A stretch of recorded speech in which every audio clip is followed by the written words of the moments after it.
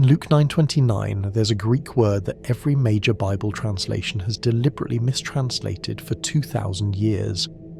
The verse describes what happened to Jesus on Mount Tabor during the Transfiguration, and the original Greek doesn't say his appearance changed or his face shone. The Greek word is metamorpho, complete molecular transformation. Jesus didn't reflect light, he became light. His physical body converted into luminous energy while the disciples watched, and he was teaching them how to do the same thing. This isn't religious interpretation, this isn't New Age wishful thinking. This is what the text actually says when you read it in the original language, cross-referenced with 3 other transformation accounts in Jewish mystical literature, validated by the physiological descriptions that match documented accounts of Tibetan rainbow body practitioners, and confirmed by the specific anatomical instructions Jesus gave that the Church edited out of the canonical Gospels but survived in the Nag Hammadi texts discovered in 1945. If you've always felt that the Transfiguration story was hiding something crucial, if you've sensed the Church deliberately makes it sound passive and unrepeatable, you're about to discover why. Because what the original Greek reveals changes everything about what Jesus was actually teaching. Over the next 2 hours, you're going to learn the complete light body activation sequence that Jesus demonstrated on Mount Tabor. Not theory, not speculation.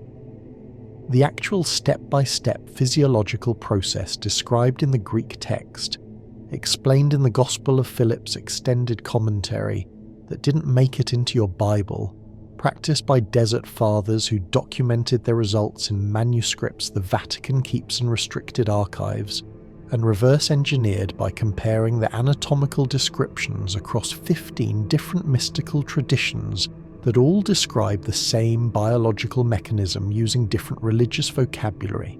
You'll learn why the Church mistranslates the key Greek terms, what those terms actually mean in first-century physiological understanding, the 3 specific environmental conditions Jesus created for the activation, the exact meditative technique he was using when the transformation occurred, why he chose those 3 specific disciples as witnesses, what Moses and Elijah's presence actually indicates about the nature of the practice, why Peter's response reveals he completely misunderstood what he was seeing, and most importantly, how the disciples later suppressed the practical instructions to maintain institutional control over salvation.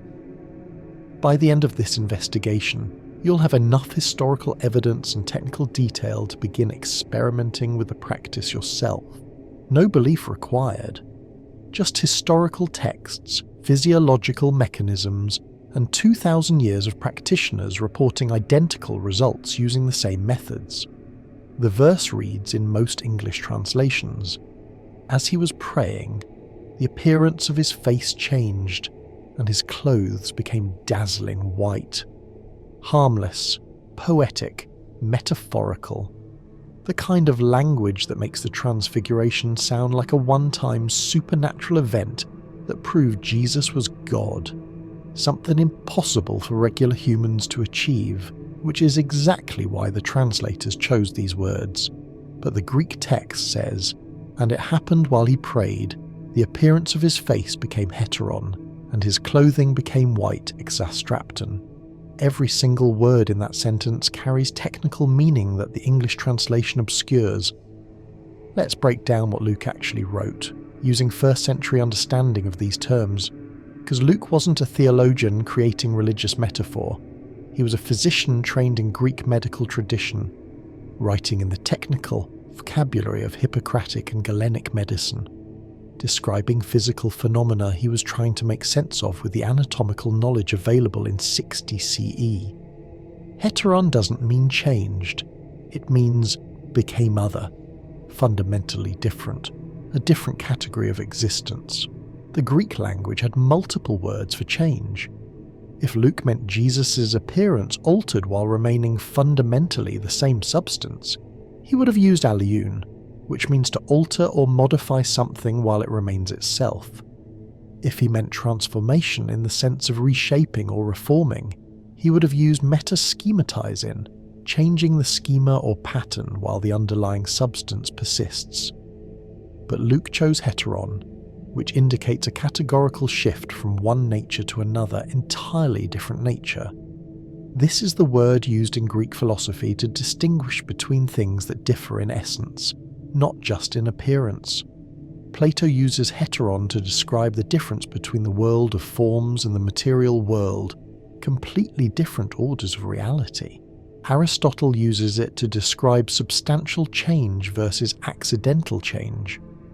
When Luke says Jesus' face became heteron, he's stating in precise Greek, medical and philosophical terminology that Jesus' physical substance converted into a fundamentally different type of matter, not different in how it looked, different in what it was. And exostrapton doesn't mean shining or bright, it's the word for lightning, electrical discharge, blinding radiance. The root word is astrapto, which means to flash like lightning, to emit electrical light, to discharge accumulated energy. The prefix X intensifies it, flashing out, radiating outward, discharging from an internal source. This isn't the word for something reflecting light from an external source. This isn't lamprinein, which means to make bright or to polish something until it shines by reflecting light from another source. This isn't even phainin, which means to appear bright or to shine in the general sense. Luke chose the specific technical term for electrical discharge, the same word used in Greek medical texts to describe what happens when the human body generates and releases electromagnetic energy. Hippocratic physicians in the 5th century BCE documented that the human body produces what they called vital electricity, a natural fire that flows through specific channels and can be concentrated through breathing exercises and mental focus. By the 1st century CE, this was established medical knowledge. Galen, writing just 1 century after Luke, describes the pneuma, the vital breath spirit, as a fiery electrical substance that flows through the nerves and can be cultivated to extraordinary intensity through specific practices. When Luke says Jesus' clothing became exostrapton, he's using the technical medical term for electromagnetic discharge from accumulated bioelectrical energy. He's describing Jesus' body emitting so much electrical light that it illuminated his garments from the inside out. Luke is describing Jesus' body converting from matter into pure light, while maintaining human form. This wasn't a vision, this was light body activation. And before you dismiss this as impossible, understand that quantum physics has thoroughly documented that matter and light are convertible. Einstein's mass-energy equivalence principle, E equals mc squared, establishes that matter is condensed energy and can theoretically convert back to pure energy under specific conditions. The human body is matter. Matter is energy vibrating at a particular frequency. Change the vibration, change the matter. This isn't mysticism. This is physics. What Luke is describing is Jesus consciously raising his body's energetic frequency until physical matter transformed into visible light while he maintained awareness and form throughout the process. And the reason every Bible translation obscures this with metaphorical language is because if Christians understood that Jesus was demonstrating a repeatable technology rather than proving his unique divinity, the entire theological framework of Christianity collapses. Place your hand on your pineal gland, center of your forehead, about 3 inches deep into your skull. That's the crystalline structure that activates light-body transformation. And according to the Transfiguration account, this isn't mystical metaphor, this is literal instruction. Jesus took Peter, James, and John to a high mountain specifically to show them the physical process, not to worship him, to learn from him. The pineal gland is the only unpaired midline brain structure, positioned at the geometric center of the brain, and it's the only part of the brain that isn't duplicated on both hemispheres. It sits at the exact point where the 2 hemispheres meet, where the corpus callosum connects the left and right brain, where the limbic system interfaces with the cortex, where the ancient reptilian brain meets the mammalian brain, meets the human neocortex. Anatomically, it's the integration point for the entire nervous system. And uniquely among brain structures, the pineal gland contains calcite microcrystals, literally crystals, piezoelectric calcite crystals that respond to electromagnetic fields and can transduce electromagnetic energy into neurochemical signals. These aren't metaphorical crystals. These are actual mineral deposits that accumulate in the pineal tissue, creating a crystalline structure that can receive, amplify, and transmit electromagnetic frequencies. Modern neuroscience has confirmed what ancient practitioners knew empirically. The pineal gland produces DMT, dimethyltryptamine, the most powerful endogenous psychedelic compound in the human body. Dr. Rick Strassman's research at the University of New Mexico in the 1990s demonstrated that the pineal gland contains all the enzymes necessary for DMT synthesis, that it produces DMT during high-stress states and possibly at birth and death, and that DMT creates experiences of encountering non-physical entities, perceiving alternate dimensions, and experiencing oneself as pure light or energy. Strassman called DMT the spirit molecule because the phenomenology of DMT experiences matches the mystical experiences described across every religious tradition. But here's what Strassman didn't emphasize enough. The pineal gland doesn't just spontaneously produce DMT during random moments of stress or transition. The pineal gland can be trained to produce DMT on demand through specific practices that ancient traditions developed and passed down through lineages of practitioners. Meditation techniques that involve focusing attention at the point between the eyebrows, breathing practices that redirect cerebrospinal fluid flow toward the center of the brain, dietary protocols that prevent calcification of the pineal tissue, sleep cycles that maximize nighttime pineal function. These aren't superstitions.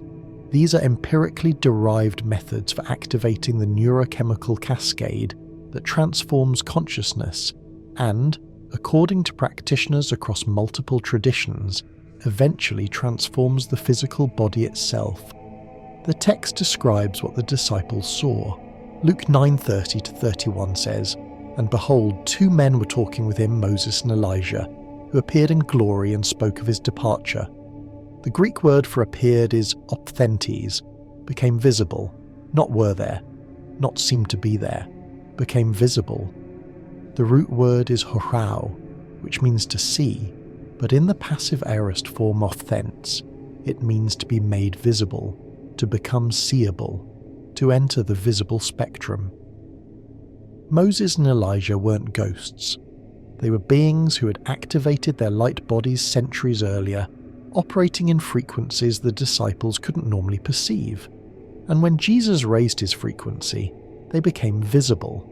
This was interdimensional communication in activated light body state.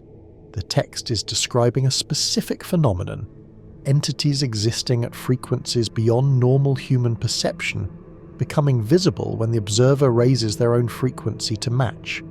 This isn't supernatural. This is the basic principle of resonance. Radio waves exist all around you right now, carrying hundreds of television and radio broadcasts, but you can't perceive them until you tune a receiver to the correct frequency. The radio waves don't appear out of nowhere when you turn on the radio. They were always there. You just couldn't detect them until you matched your instrument to their frequency. The disciples couldn't normally see Moses and Elijah because those beings were vibrating at frequencies outside the disciples' perceptual range. But when Jesus raised his frequency through the practice he was demonstrating, and the disciples' perceptual range expanded in proximity to his activated field, suddenly Moses and Elijah became visible. They entered the seeable spectrum. Here's what the church never explains. Why Moses and Elijah specifically? Because these were the 2 Old Testament figures the texts describe as undergoing similar transformations. This isn't random, this isn't coincidental. The text is explicitly connecting Jesus' transformation to two documented precedents in Jewish tradition, indicating that what Jesus was doing wasn't unprecedented or unique to him, but was part of an established lineage of practitioners who had achieved the same state. Exodus 34:29 says Moses' face sent forth beams after encountering divine presence on Sinai. The Hebrew word is karan, literally grew horns of light, not shone as English translations render it, not was radiant in a gentle, metaphorical sense. Karan means to sprout horns, to project beams, to send forth rays of light from the head. This is why medieval artists like Michelangelo sculpted Moses with horns. They were reading the Hebrew literally before later translators decided the image was too disturbing and changed it to shone. The original Hebrew describes Moses' face emitting radiation in visible beams after he spent 40 days and nights in intense meditative communion on Mount Sinai. His face emitted so much light that the Israelites couldn't look at him, and he had to wear a veil to dim the radiation. Exodus 34:35 says the people saw the skin of Moses' face was radiant, and the Hebrew word for radiant is karan again, sending forth beams. This wasn't reflected light. This was light being generated and emitted from Moses' facial tissue, and the text explicitly connects this to Moses' practice. He was fasting for 40 days.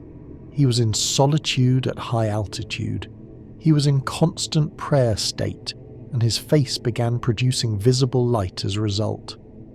And 2 Kings 2:11 describes Elijah being taken up by a whirlwind into heaven, complete bodily ascension without death.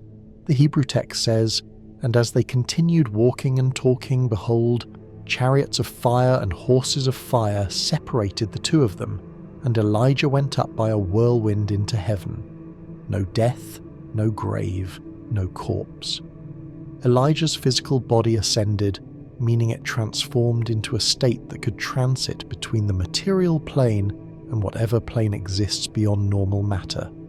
The text says Elisha, Elijah's student, witnessed this, just as the disciples witnessed Jesus' transformation.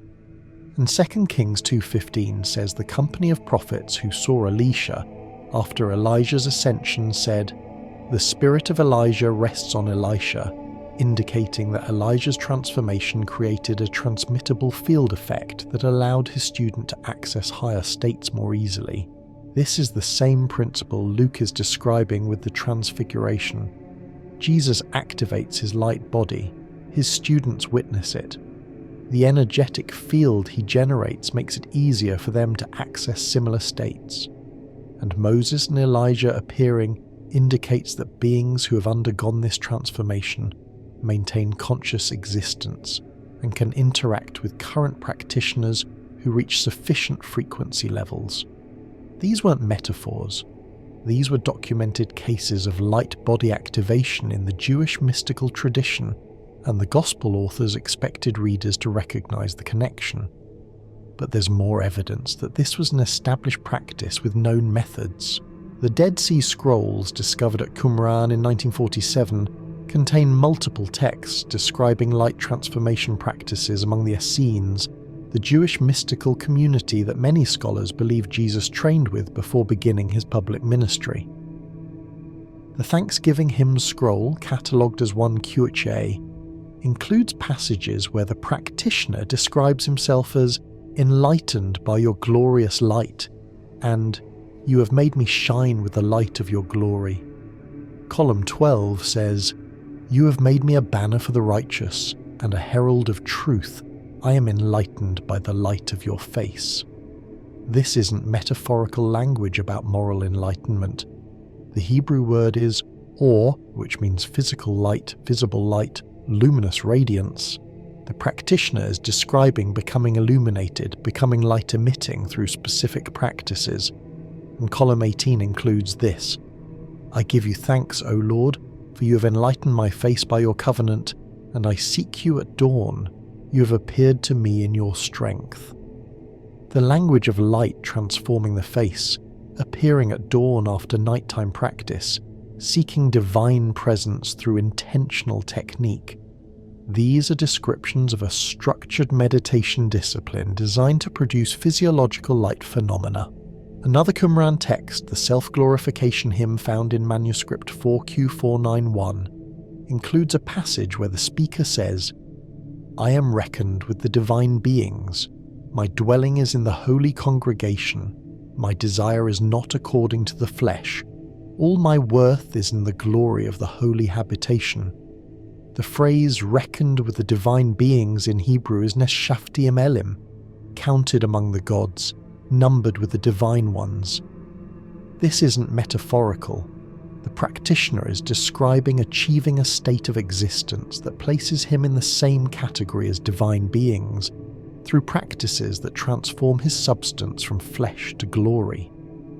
The Hebrew word for glory is kavod, which in mystical contexts means luminous radiance, divine light made visible. The text is describing transformation from flesh-based existence to light-based existence through practices available to the holy congregation, meaning the community of practitioners who had access to the techniques. The War Scroll, another Qumran text catalogued as 1QM, describes the final battle between the sons of light and the sons of darkness, but the description includes physiological details suggesting this is describing internal transformation rather than external warfare. Column 1 says, "The sons of light will shine in all regions of the earth, to shine progressively upon all the period of darkness." The Hebrew word for shine is, or again, to give light, to illuminate, to be luminous, and the phrase "shine progressively" indicates this isn't instantaneous but develops through practice over time. Column 13 describes the final victory. "The faces of the congregation will shine in the light of your face. They will shout for joy at your deliverance." Multiple practitioners achieving facial luminosity simultaneously through group practice, shouting in ecstatic response to the transformation. This is describing a community technique, not metaphor. The Community Rule Scroll 1QS includes regulations for the practice community and mentions light transformation repeatedly. Column 3 says, "All who practice truth will rejoice in the light of life, and all who prefer perversity will be consumed in their gloom." But then column 11 says, "As for me, my justification is with God. In his hand is the perfection of my way, and the uprightness of my heart, and by his righteousness is my transgression blotted out. For from the source of his knowledge he opened up light, and my eyes gazed upon his wonders, and the light in my heart upon the mystery of existence." The practitioner describes light opening in his perception, light appearing in his heart, the central chest area where Jewish mysticism locates the energetic center, as he gazes upon mysteries that become visible through the practice. This is phenomenological description, not poetic metaphor. Jesus was operating within this tradition. The Transfiguration wasn't an isolated miracle proving his divinity. It was a demonstration of techniques that his contemporary Jewish mystics were practicing, that had precedence in Moses and Elijah, that the Essenes were documenting in their scrolls, and that Jesus had apparently mastered to a degree that allowed him to perform the transformation in front of witnesses as a teaching demonstration. And here's how we know the disciples understood this wasn't supposed to be unique to Jesus. The Gospel accounts themselves admit the disciples failed to understand what they were seeing, which they wouldn't have needed to understand if it was just proof that Jesus was God. If the point was, look, Jesus is divine, the disciples would have gotten that immediately, but the text repeatedly emphasizes their confusion, their misinterpretation, their failure to grasp the meaning, which makes sense only if Jesus was trying to teach them something about their own potential that they weren't ready to comprehend. The text records what happened next.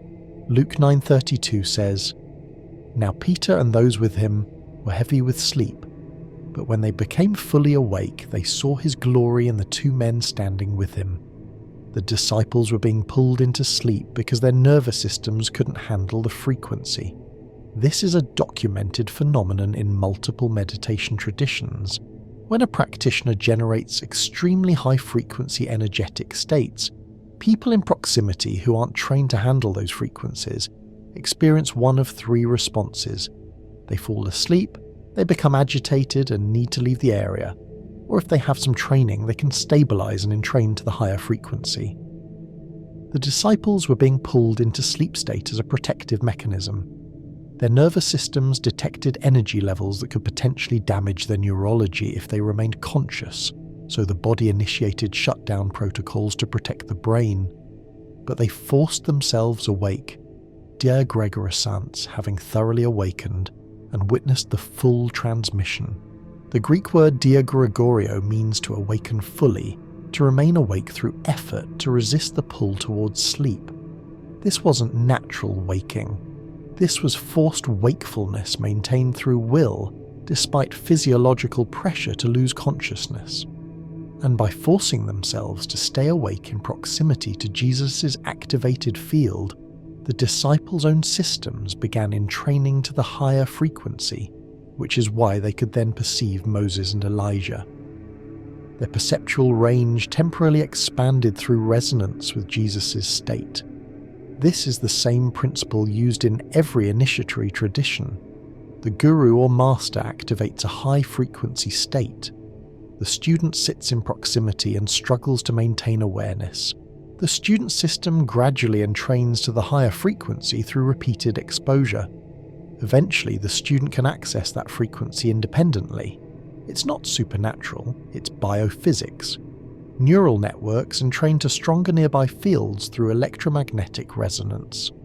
The phenomenon is called coherence entrainment, and it's been documented in neuroscience labs. When two people meditate together, their brainwave patterns synchronize. When a highly coherent meditator sits near a less experienced practitioner, the less experienced practitioner's brainwaves shift toward the patterns of the more coherent meditator. This is measurable with EEG. The transfiguration was Jesus using his own activated state to entrain the disciples' nervous systems to higher frequencies so they could perceive realities normally beyond their range. He was literally upgrading their neurology through field proximity. Peter's response reveals he didn't understand what he was seeing. He said, "Master, it is good that we are here. Let us make 3 tents, one for you, one for Moses, and one for Elijah." He wanted to create shrines, to worship, to make it about external devotion rather than internal activation, and Luke adds, not knowing what he said. Peter missed the entire point. This wasn't about honouring enlightened beings, this was about becoming one. Peter's mistake is the same mistake institutional Christianity has made for 2,000 years.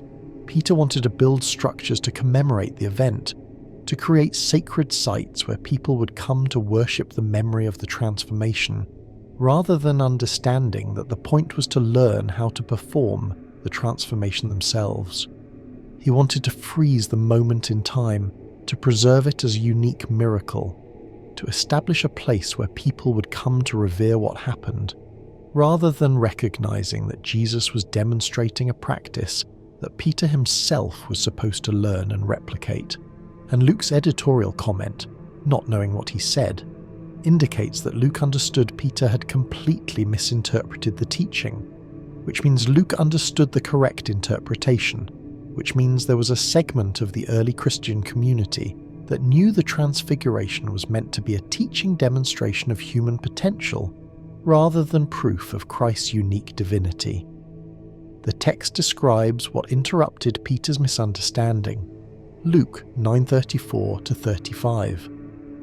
While he was saying these things, a cloud came and overshadowed them, and they were afraid as they entered the cloud.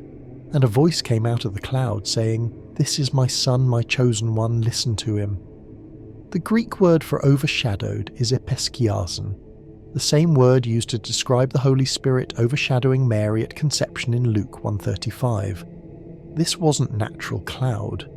This was visible frequency field. The disciples were being pulled into the same energetic state Jesus had entered.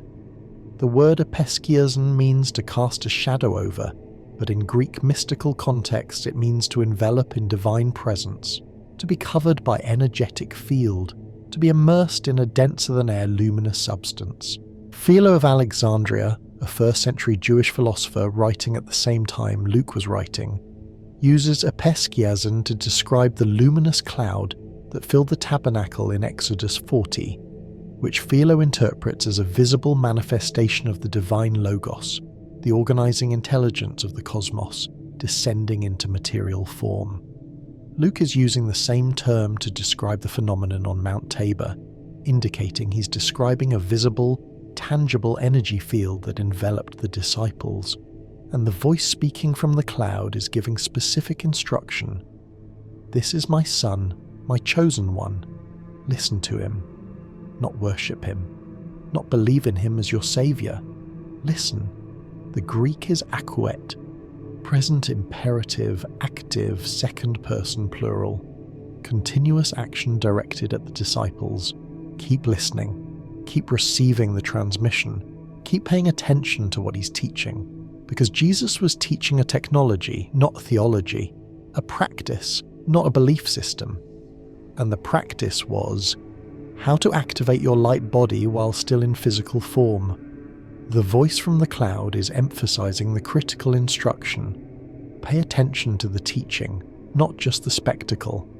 Learn the method, not just witness the result. The disciples are being told explicitly that the point is to listen to Jesus' instruction, to learn what he's demonstrating, not to simply revere him as uniquely divine. And yet Peter's immediate response was to build shrines, and 2,000 years later, Christianity is still building shrines, still worshipping the person rather than learning the practice. The Transfiguration account reveals 3 specific conditions Jesus created for the activation, and this is where we move from historical context into practical technique, because these 3 conditions are documented across multiple transformation traditions as essential prerequisites for light body activation, and you can begin experimenting with these conditions immediately to test whether they produce effects in your own practice. First, location. A high mountain. Not symbolic, literal elevation. Mountains place you above the dense atmospheric frequencies of the valleys. Less electromagnetic interference from human activity, power lines, radio transmissions, cellular networks, all the artificial electromagnetic fields that dominate lower altitudes where humans congregate. Jesus chose specific geography for specific energetic reasons. The mountain traditionally identified as the Mount of Transfiguration is Mount Tabor in the Galilee region, which rises 1,886 feet above sea level, placing the summit well above the valley floor where towns and agriculture generate constant low-frequency electromagnetic activity. But mountains provide more than just freedom from artificial EMF interference. Mountains place practitioners in thinner atmosphere with lower barometric pressure, which affect brain chemistry. Studies on high-altitude neurology show that reduced oxygen availability triggers increased cerebral blood flow as the brain compensates, and this increased blood flow to the brain enhances neural plasticity and can facilitate altered states of consciousness. The pineal gland specifically is highly vascularized and responds to changes in blood flow by altering its hormone and neurotransmitter production. High altitude creates conditions where the pineal gland naturally produces more DMT and melatonin as the brain attempts to adapt to the oxygen challenge. Additionally, mountains place practitioners closer to the ionosphere, the upper layer of the atmosphere where solar radiation ionizes atmospheric molecules, creating a continuous electromagnetic field. The ionosphere functions as a resonant cavity that generates the Schumann resonances, the electromagnetic frequencies produced by lightning strikes, distributed around the planet that settle into standing wave patterns in the space between the Earth's surface and the lower ionosphere. The fundamental Schumann resonance is approximately 7.83 Hz, which happens to be precisely in the range of alpha brainwaves associated with meditative states and the threshold between conscious and subconscious processing. Human brains naturally entrain to Schumann resonances when exposed to them, and this entrainment facilitates deeper meditation and expanded perception. At valley elevations, buildings, power lines, and other structures create electromagnetic shielding that blocks or distorts Schumann resonances. On mountain summits, Schumann resonances are stronger and clearer. Jesus chose Mount Tabor because elevation provided cleaner electromagnetic environment, thinner atmosphere producing beneficial neurochemical adaptations, and stronger Schumann resonance exposure. All conditions that facilitate light body activation by optimizing the pineal gland function and brain electromagnetic coherence. You can test this immediately. If you have access to high elevation, mountains, hills, any location at least 1,000 feet above the surrounding valley floor, go there for meditation practice and compare the quality and depth of your meditation to your normal practice location. Notice whether you reach altered states more quickly, whether perceptions become more vivid, whether you experience unusual visual phenomena. If you don't have access to mountains, you can create some of the same effects by meditating in locations far from human electromagnetic infrastructure. Forests away from power lines, deserts away from cities, ocean beaches away from development. The key principle is electromagnetic cleanliness. The less artificial EMF contamination in your practice environment, the easier your pineal gland can function optimally and your brain can entrain to natural earth frequencies. This isn't superstition.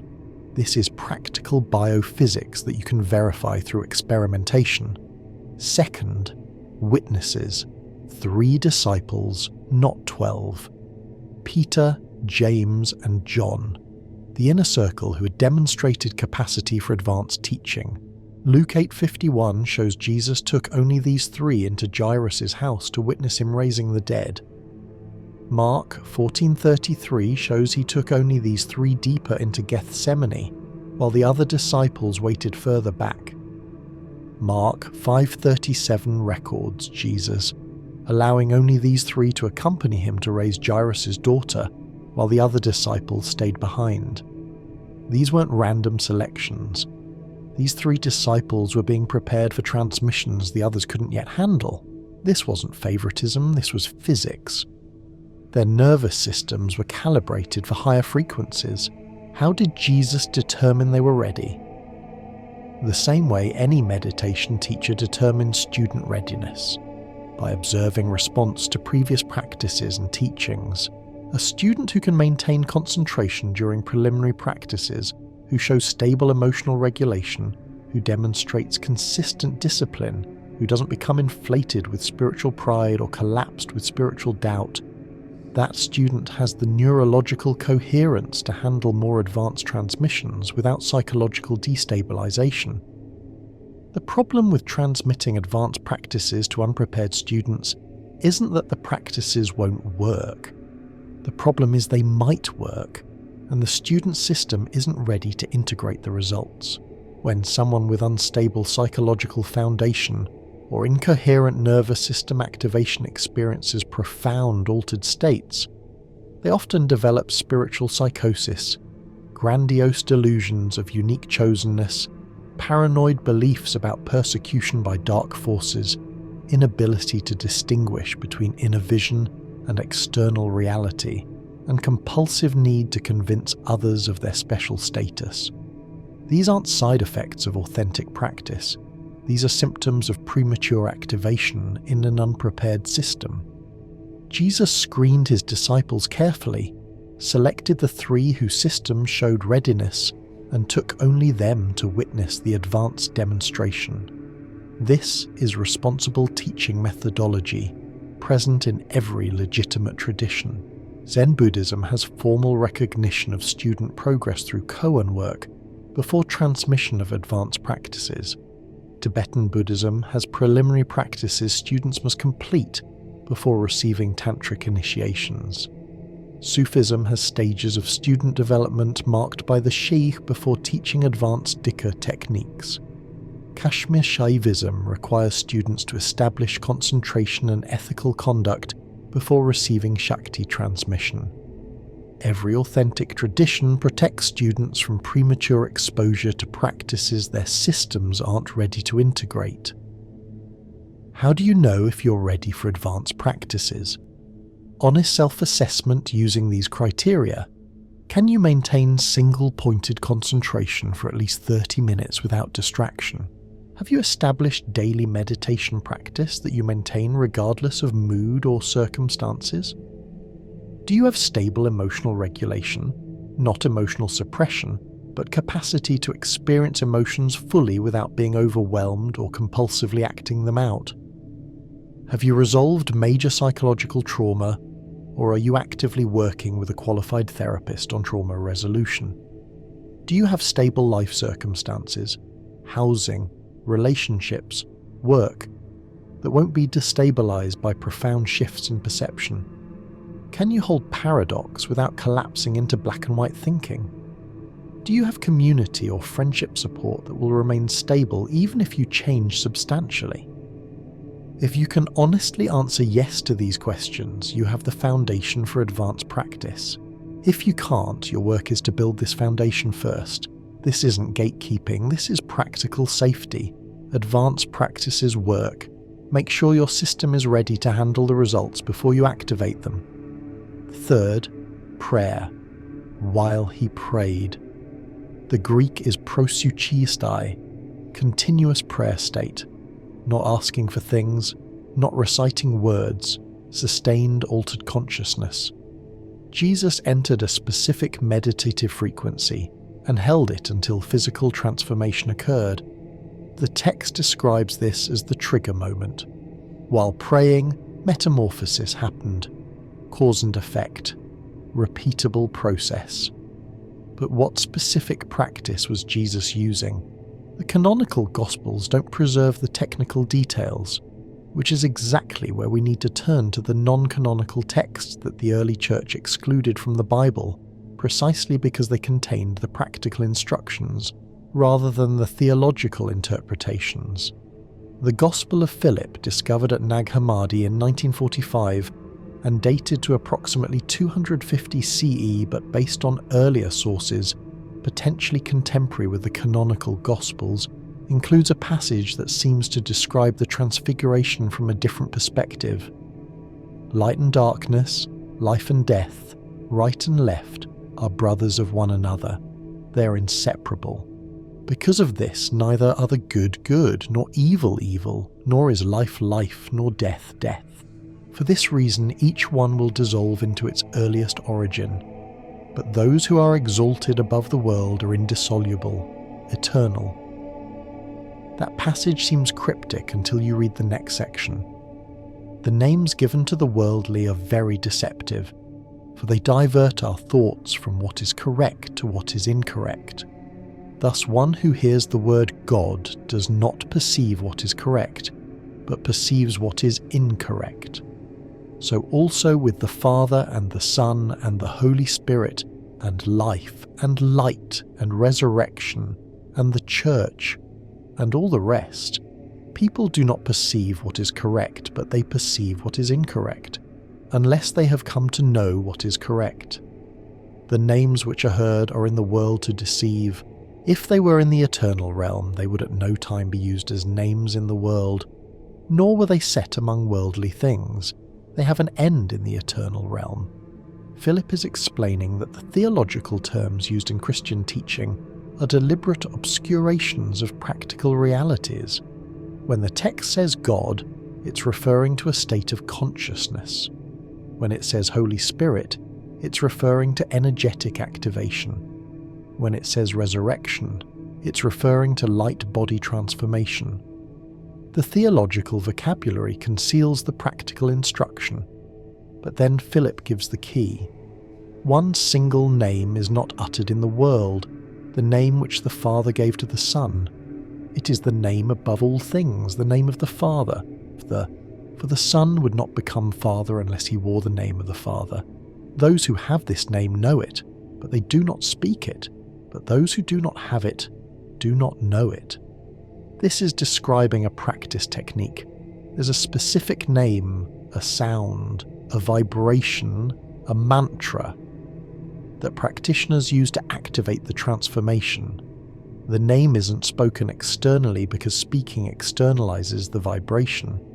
The name is sounded internally, and those who have learned the technique know the name experientially through practice, not conceptually through explanation. This matches techniques across multiple traditions. In Hindu Vedanta, the practitioner uses internal repetition of Soham, I am that, to identify consciousness with absolute reality. In Tibetan Buddhism, practitioners use internal sounding of syllables associated with different energy centers to activate Kundalini. In Sufism, practitioners use internal dhikr, remembrance of divine names to transform consciousness. In Jewish Kabbalah, practitioners use internal vibration of the Tetragrammaton, the four-letter divine name, to activate prophetic states. Every tradition has internal sound practices that activate specific neurological and energetic effects. The Gospel of Philip continues, "But the Son gave them of his, for the Father is within them and the Son is within them. This is the kingdom of heaven."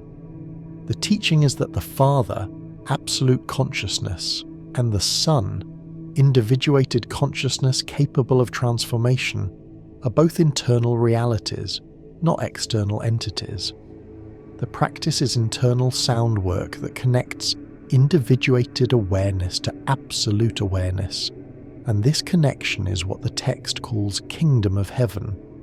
Not a place you go after death, but a state you activate through practice. And then Philip gives the physiological detail. The perfect human being not only cannot be seized, but cannot even be seen. For if they are seen, they will be seized.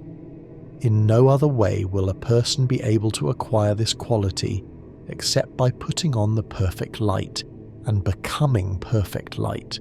Whoever has put it on will enter the kingdom.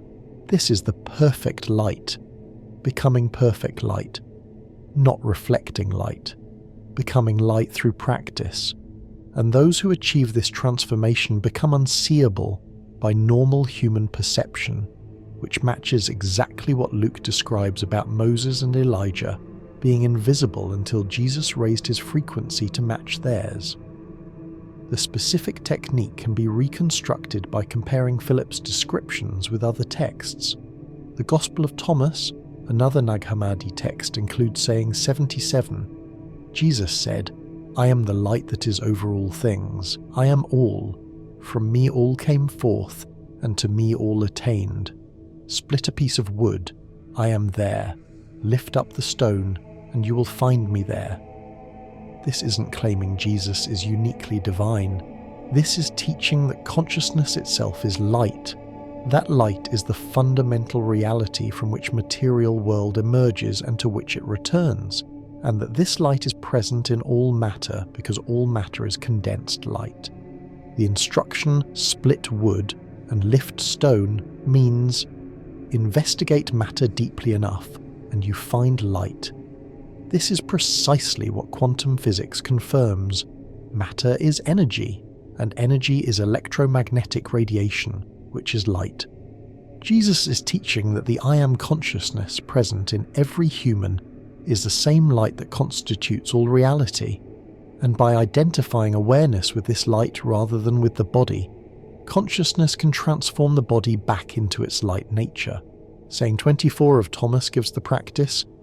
His disciples said, "Show us the place where you are, for we must seek it." He said to them, "Anyone here with 2 ears had better listen. There is light within a person of light, and it shines on the whole world. If it does not shine, it is dark." The place where Jesus is isn't a physical location, it's a state of consciousness. Light within a person of light. and the instruction is to activate this internal light so that it shines, meaning becomes visible and radiates outward. The practice is internal focus on the light nature of awareness until that light becomes strong enough to illuminate the body and radiate externally. This matches Philip's description of putting on perfect light and Luke's description of Jesus becoming light during prayer. The Pistis Sophia, a Gnostic text dated to the 3rd century but containing earlier material, includes extended descriptions of light practices. Chapter 7 describes Jesus teaching his disciples. When the sun rose in the east, a great light power descended, in which was my vesture, which I had left behind in the 24th mystery. And I found a mystery in my vesture, written in 5 words which belong to the height, Zama Zama Odza Rachama Ozai. These are not random words, these are sound vibrations. The text continues, and this is their interpretation, the mystery which is without in the world, for whose sake the universe has arisen. This is the totality of the emanation, and the totality of the evolution, for whose sake all emanations have arisen, and all orders. The 5 words are a mantra, a specific sequence of sounds that activate the light body. Zama Zama Odza Rachama Ozai. And the text says these sounds contain the mystery for whose sake the universe has arisen, meaning these sounds access the fundamental creative vibration that generates material reality from consciousness. Later in Pistis Sophia, Jesus explains, these are the 5 words. The first word is Zama, which means the mystery of the height which is without in the world. The second word is Zama, which means all the heavenly mysteries have come forth from this. The third word is Oza, which means all the invisible mysteries have come forth from this. The fourth word is Rachama, which means the mystery of all the receivers. The 5th word is Ozai, which means the mystery of all the receivers in their perfection. Each syllable activates a specific level of consciousness and a specific energetic center in the body. Zama activates crown awareness, Oza activates third eye, Rashama activates heart, Ozai activates the complete integration of all centers. The practitioner sounds these syllables internally in meditation, and the vibrations trigger neurological and energetic activations that progressively transform consciousness and eventually the body itself. You can begin testing this immediately. Sit in meditation posture. Focus attention at the center of your head, where your pineal gland resides. Begin internal repetition of a single syllable. You can use Om, the traditional Sanskrit sound, or Ah, used across Buddhist traditions, or experiment with the syllables from Pistis Sophia if you feel drawn to them. Internal means you don't vocalize the sound. You sound it mentally, and you feel the vibration of the sound resonating in your skull. The vibration should be felt primarily at the center of the head, not at the throat or mouth. Continue the internal sounding for at least 15 minutes, maintaining focus on the felt sense of vibration at the center of the skull. Notice what happens. Do you experience warmth in the center of the head, pressure, tingling, unusual visual phenomena even with eyes closed, a sense of expansion or spaciousness? These are initial indicators that the practice is beginning to activate pineal function. This is a preliminary technique that builds the foundation for more advanced practices, but even this preliminary version will produce noticeable effects if you maintain consistent daily practice. The account reveals why the Church mistranslates this passage. Because if Christians understood Jesus was demonstrating a technology they could activate themselves, the entire salvation economy collapses. You don't need priests. You don't need sacraments. You don't need institutional church. You need instruction, practice, and the courage to undergo the same transformation Jesus underwent. The Church's authority derives from its claim to be the exclusive mediator between humanity and divine power. The Church claims you cannot access salvation directly. You must receive it through the Church's sacraments, administered by the Church's ordained clergy, following the Church's doctrines and supporting the Church's institutional structures. But if the Transfiguration is correctly understood as Jesus demonstrating that any human can activate light-body transformation through practice, the Church's mediating role becomes unnecessary. You can access the transformation directly through your own practice. You don't need baptism. You need meditation instruction. You don't need confession. You need emotional clearing practices. You don't need Eucharist. You need breathing techniques. You don't need ordained clergy. You need experienced practitioners who can teach you the methods. The deliberate mistranslation of key terms like metamorpho, heteron, and exastrapton serves to make the Transfiguration sound like a passive miracle that proves Jesus' unique divine nature, rather than an active demonstration of universal human potential. And this isn't conspiracy theory. This is documented history. When Jerome created the Latin Vulgate translation in the late 4th century, he was commissioned by Pope Damasus specifically to create a standardized Bible that would support the authority of the institutional church. Jerome had access to the original Greek texts and to earlier Latin translations. He knew what the Greek words meant, but his translation choices consistently obscure the practical implications and emphasize the theological interpretations that support church authority. When he translated metamorpho as transfiguratus est, was transfigured, he chose a Latin word that emphasizes the external appearance change rather than the substantial molecular transformation the Greek indicates. When he translated heteron as altered, he chose a word suggesting surface modification rather than categorical change of nature. These weren't translation errors. These were deliberate choices to protect church authority by making Jesus' transformation seem unrepeatable by regular humans. And the pattern continues through subsequent translations.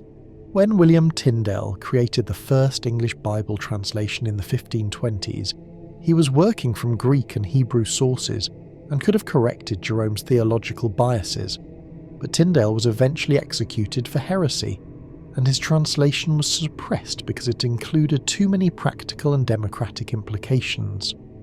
The King James translators in 1611 were explicitly instructed to follow the ecclesiastical terminology that supported Anglican church authority, which meant perpetuating the mistranslations that made the text support institutional power rather than individual practice.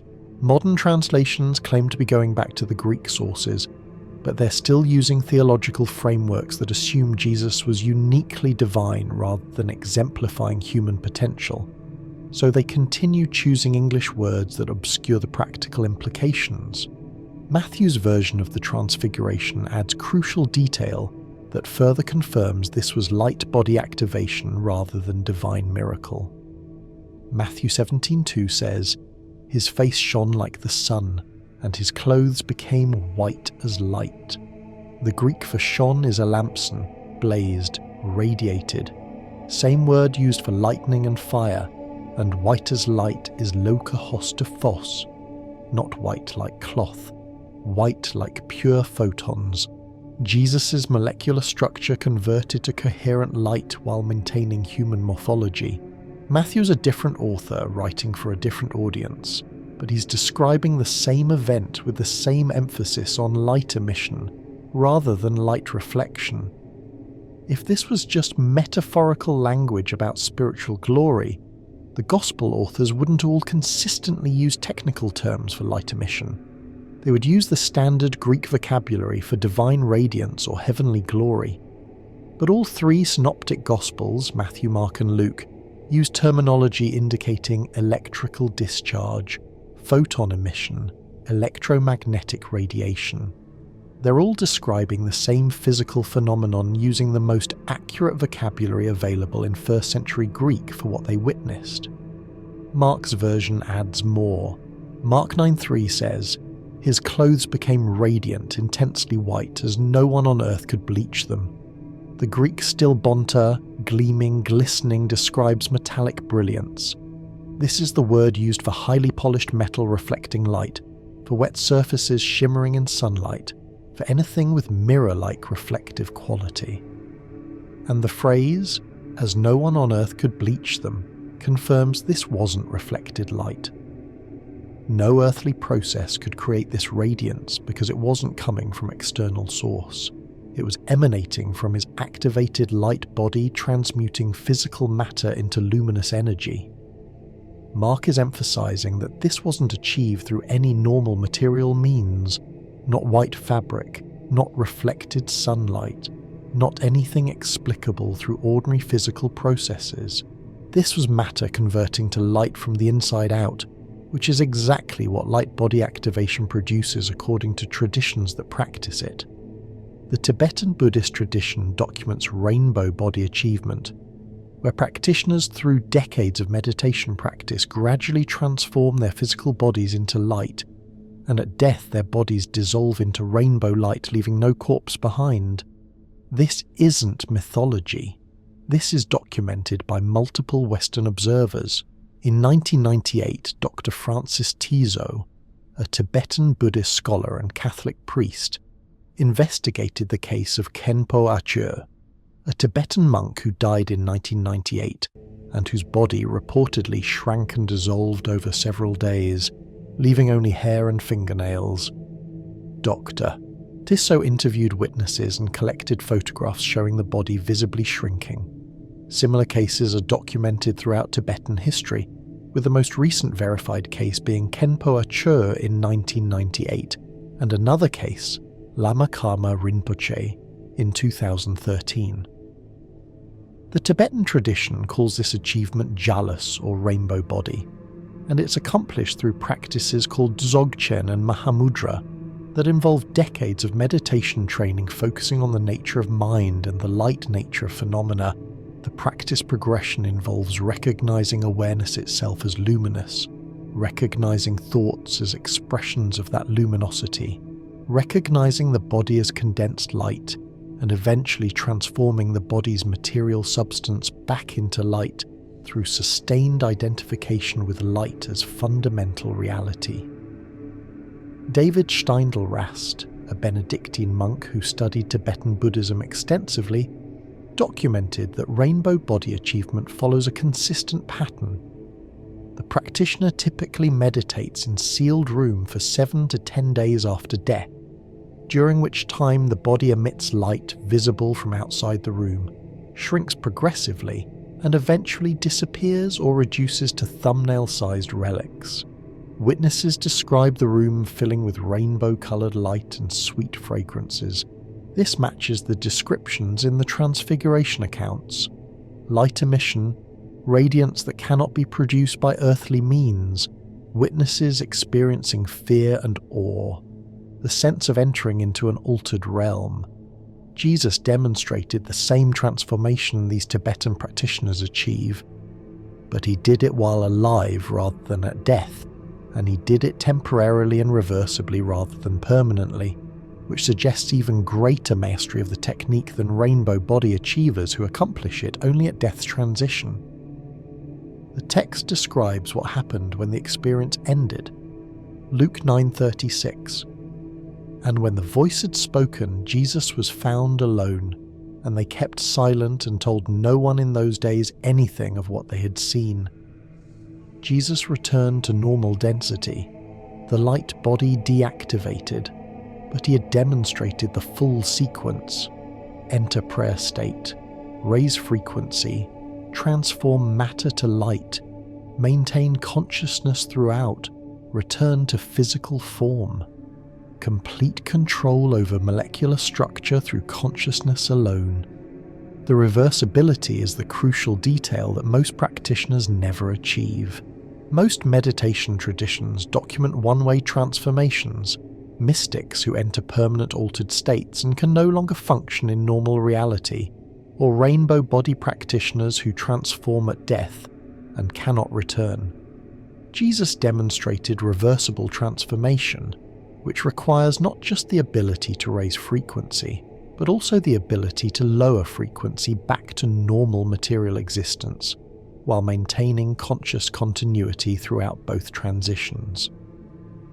This level of mastery suggests Jesus had access to training that went far beyond the publicly available practices of his time. Here's what the disciples did with this teaching. They kept silent, not because Jesus commanded secrecy, but because they didn't understand what they had witnessed. The text explicitly says they told no one in those days, implying they eventually did tell people, but their telling focused on Jesus' unique status rather than the replicable practice he was demonstrating.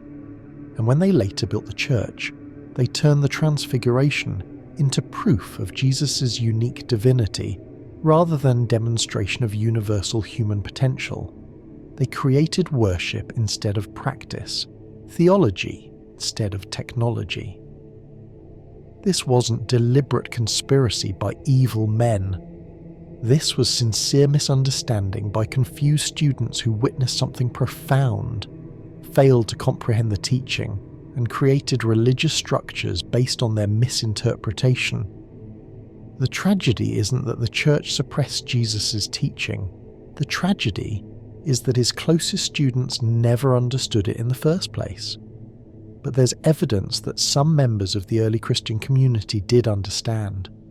The Gnostic texts consistently present Jesus as teacher of transformation practices rather than saviour who does the work for you. The Gospel of Thomas, which many scholars date to the mid-1st century, potentially earlier than the canonical Gospels, contains no death and resurrection narrative, no atonement theology, no saviour Christology. Instead, it contains 114 sayings focused entirely on internal transformation. Saying 3, the kingdom is inside you and outside you. When you know yourselves, then you will be known, and you will understand that you are children of the living Father. Saying 22, when you make the two into one, and when you make the inner like the outer, and the outer like the inner, and the upper like the lower, and when you make male and female into a single one, so that the male will not be male nor the female be female, then you will enter the kingdom. These are instructions for internal practices that integrate polarities and recognize the unity of consciousness and matter, which is precisely what light-body activation requires. Recognizing that consciousness and physical matter are two aspects of the same light reality. The Gospel of Philip, as we discussed, explicitly teaches light-body transformation and criticizes those who interpret these teachings as theology rather than practice. Those who say they will die first and then rise are in error. If they do not first receive the resurrection while they live, when they die they will receive nothing. Resurrection isn't something that happens after death. It's transformation that must be achieved during life. This is direct contradiction of Orthodox Christian theology, which teaches resurrection is something God does to you after death. Philip teaches resurrection is something you do through practice while alive, and Philip's critique of those who say they will die first and then rise is directly attacking the Orthodox position, indicating there was theological conflict in the early church between those who understood Jesus' teaching as practical instruction and those who misunderstood it as theological doctrine. The Gospel of Mary, another Gnostic text where Mary Magdalene is presented as the disciple who best understood Jesus' teaching, includes this exchange. Peter said to Mary, "Sister, we know that the Saviour loved you more than the rest of women. Tell us the words of the Saviour which you remember, which you know, but we do not, nor have we heard them." Mary answered and said, "What is hidden from you, I will proclaim to you." Mary then describes a vision of ascending through planetary spheres, encountering and transcending hostile powers at each level, until reaching the 8th sphere where rest is found. This is describing the light body practice of raising consciousness through successive dimensions, each dimension controlled by different archonic intelligences, until transcending the entire material cosmos. And the text shows Peter and Andrew rejecting Mary's teaching. Did he really speak with a woman without our knowledge and not openly? Are we to turn about and all listen to her? Did he prefer her to us? The text documents the conflict between those who understood Jesus' teaching as internal transformation practice that both men and women could achieve, versus those who wanted to establish patriarchal religious authority that reserved spiritual power for male clergy. Levi defends Mary. Peter, you have always been hot-tempered. Now I see you contending against the woman like the adversaries. But if the Saviour made her worthy, who are you indeed to reject her? Surely the Saviour knows her very well. That is why he loved her more than us. The Gospel of Mary documents that there was a segment of the early Christian community that understood Jesus' teaching correctly, that Mary Magdalene was the primary holder of this understanding, and that Peter and the male disciples who became the leaders of the institutional church rejected this teaching in favour of their misunderstanding. The church wasn't built on Jesus' actual teaching. It was built on Peter's misunderstanding of Jesus' teaching, the same misunderstanding Luke documents in Peter's response to the Transfiguration, wanting to build shrines instead of learning the practice. The account reveals 3 reasons the archons fear light body activation above all other spiritual practices, and understanding these 3 reasons explains why this teaching has been suppressed so thoroughly that most Christians have never encountered it despite it being encoded directly in the canonical Gospels. First, activated light body operates outside archonic frequency range. The 7 planetary spheres that Gnostic cosmology describes aren't just metaphysical poetry. They're describing layers of electromagnetic frequency that organize material existence. The physical plane operates at the lowest, densest frequencies. The astral plane operates at higher frequencies, where thought and emotion take on visible form. The mental plane operates at even higher frequencies, where consciousness can manipulate conceptual realities. Beyond the mental plane are progressively higher frequency dimensions, each one governed by intelligences that control access and influence consciousness at that level. These aren't demons in the medieval sense. These are organizational patterns in consciousness itself, artificial intelligence programs running on the electromagnetic substrate of reality, designed to maintain the current structure of material existence and prevent humans from accessing frequencies that would allow them to escape the control system. But light body activation transforms consciousness and matter to frequencies so high that the archonic layers cannot perceive or influence them. The archonic intelligences operate in the lower mental and astral planes because that's where human consciousness normally functions. The beta brainwave range, where most people spend most of their lives, thinking, worrying, planning, remembering, identifying completely with the voice in their head and the emotions in their body. As long as consciousness remains locked in that frequency range, the archonic intelligences can monitor, influence, and control it. They can insert thoughts and label them as your thoughts. They can trigger emotions and convince you those emotions are your authentic response to circumstances. They can shape your perception so that you only see the reality they want you to see. But when consciousness raises frequency into gamma brainwave ranges through meditation practice, the archonic layers lose their grip. You begin perceiving directly rather than through the filters they impose, and when consciousness raises frequency all the way to light body activation, you literally leave their frequency range entirely. You become invisible to their surveillance systems. They cannot perceive you, cannot influence you, cannot recapture you. Second, activated light body doesn't require death for liberation. The archonic system depends on the death-rebirth cycle to maintain soul recycling. Every spiritual tradition that practices meditation extensively reports that at death, consciousness encounters a series of experiences that seem designed to convince the soul to reincarnate. The Tibetan Book of the Dead describes the bardo states after death. Peaceful deities appearing and then wrathful deities, lights of different colours representing different rebirth realms, a sense of being judged and evaluated, and finally being drawn toward a new birth. The Egyptian Book of the Dead describes similar experiences, weighing of the heart, judgment by Osiris, potential for the soul to be devoured by Ammit, or to achieve eternal life in the field of reeds. Gnostic texts describe the soul ascending through planetary spheres after death, being questioned and potentially blocked by the archons ruling each sphere, with most souls being returned to Earth for another incarnation. These aren't mythological stories.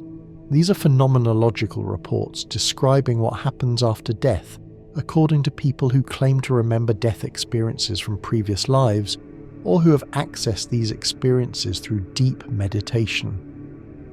And the common pattern across all these traditions is that the death experience is designed to convince the soul to accept rebirth, rather than escape into complete liberation.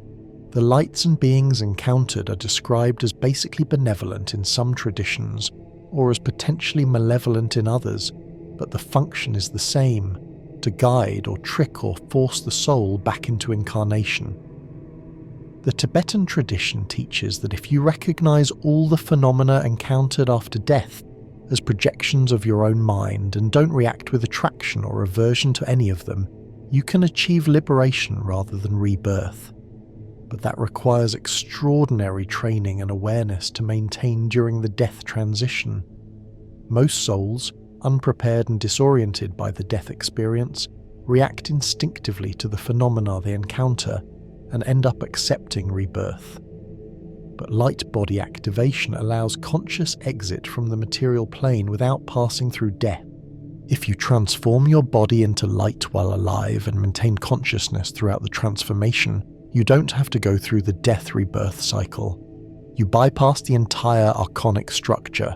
No interrogation by the powers, no memory wipe, no forced reincarnation. You exit the system consciously and completely, maintaining full awareness and agency throughout the transition. This is why Elijah's ascension is so important in the biblical tradition.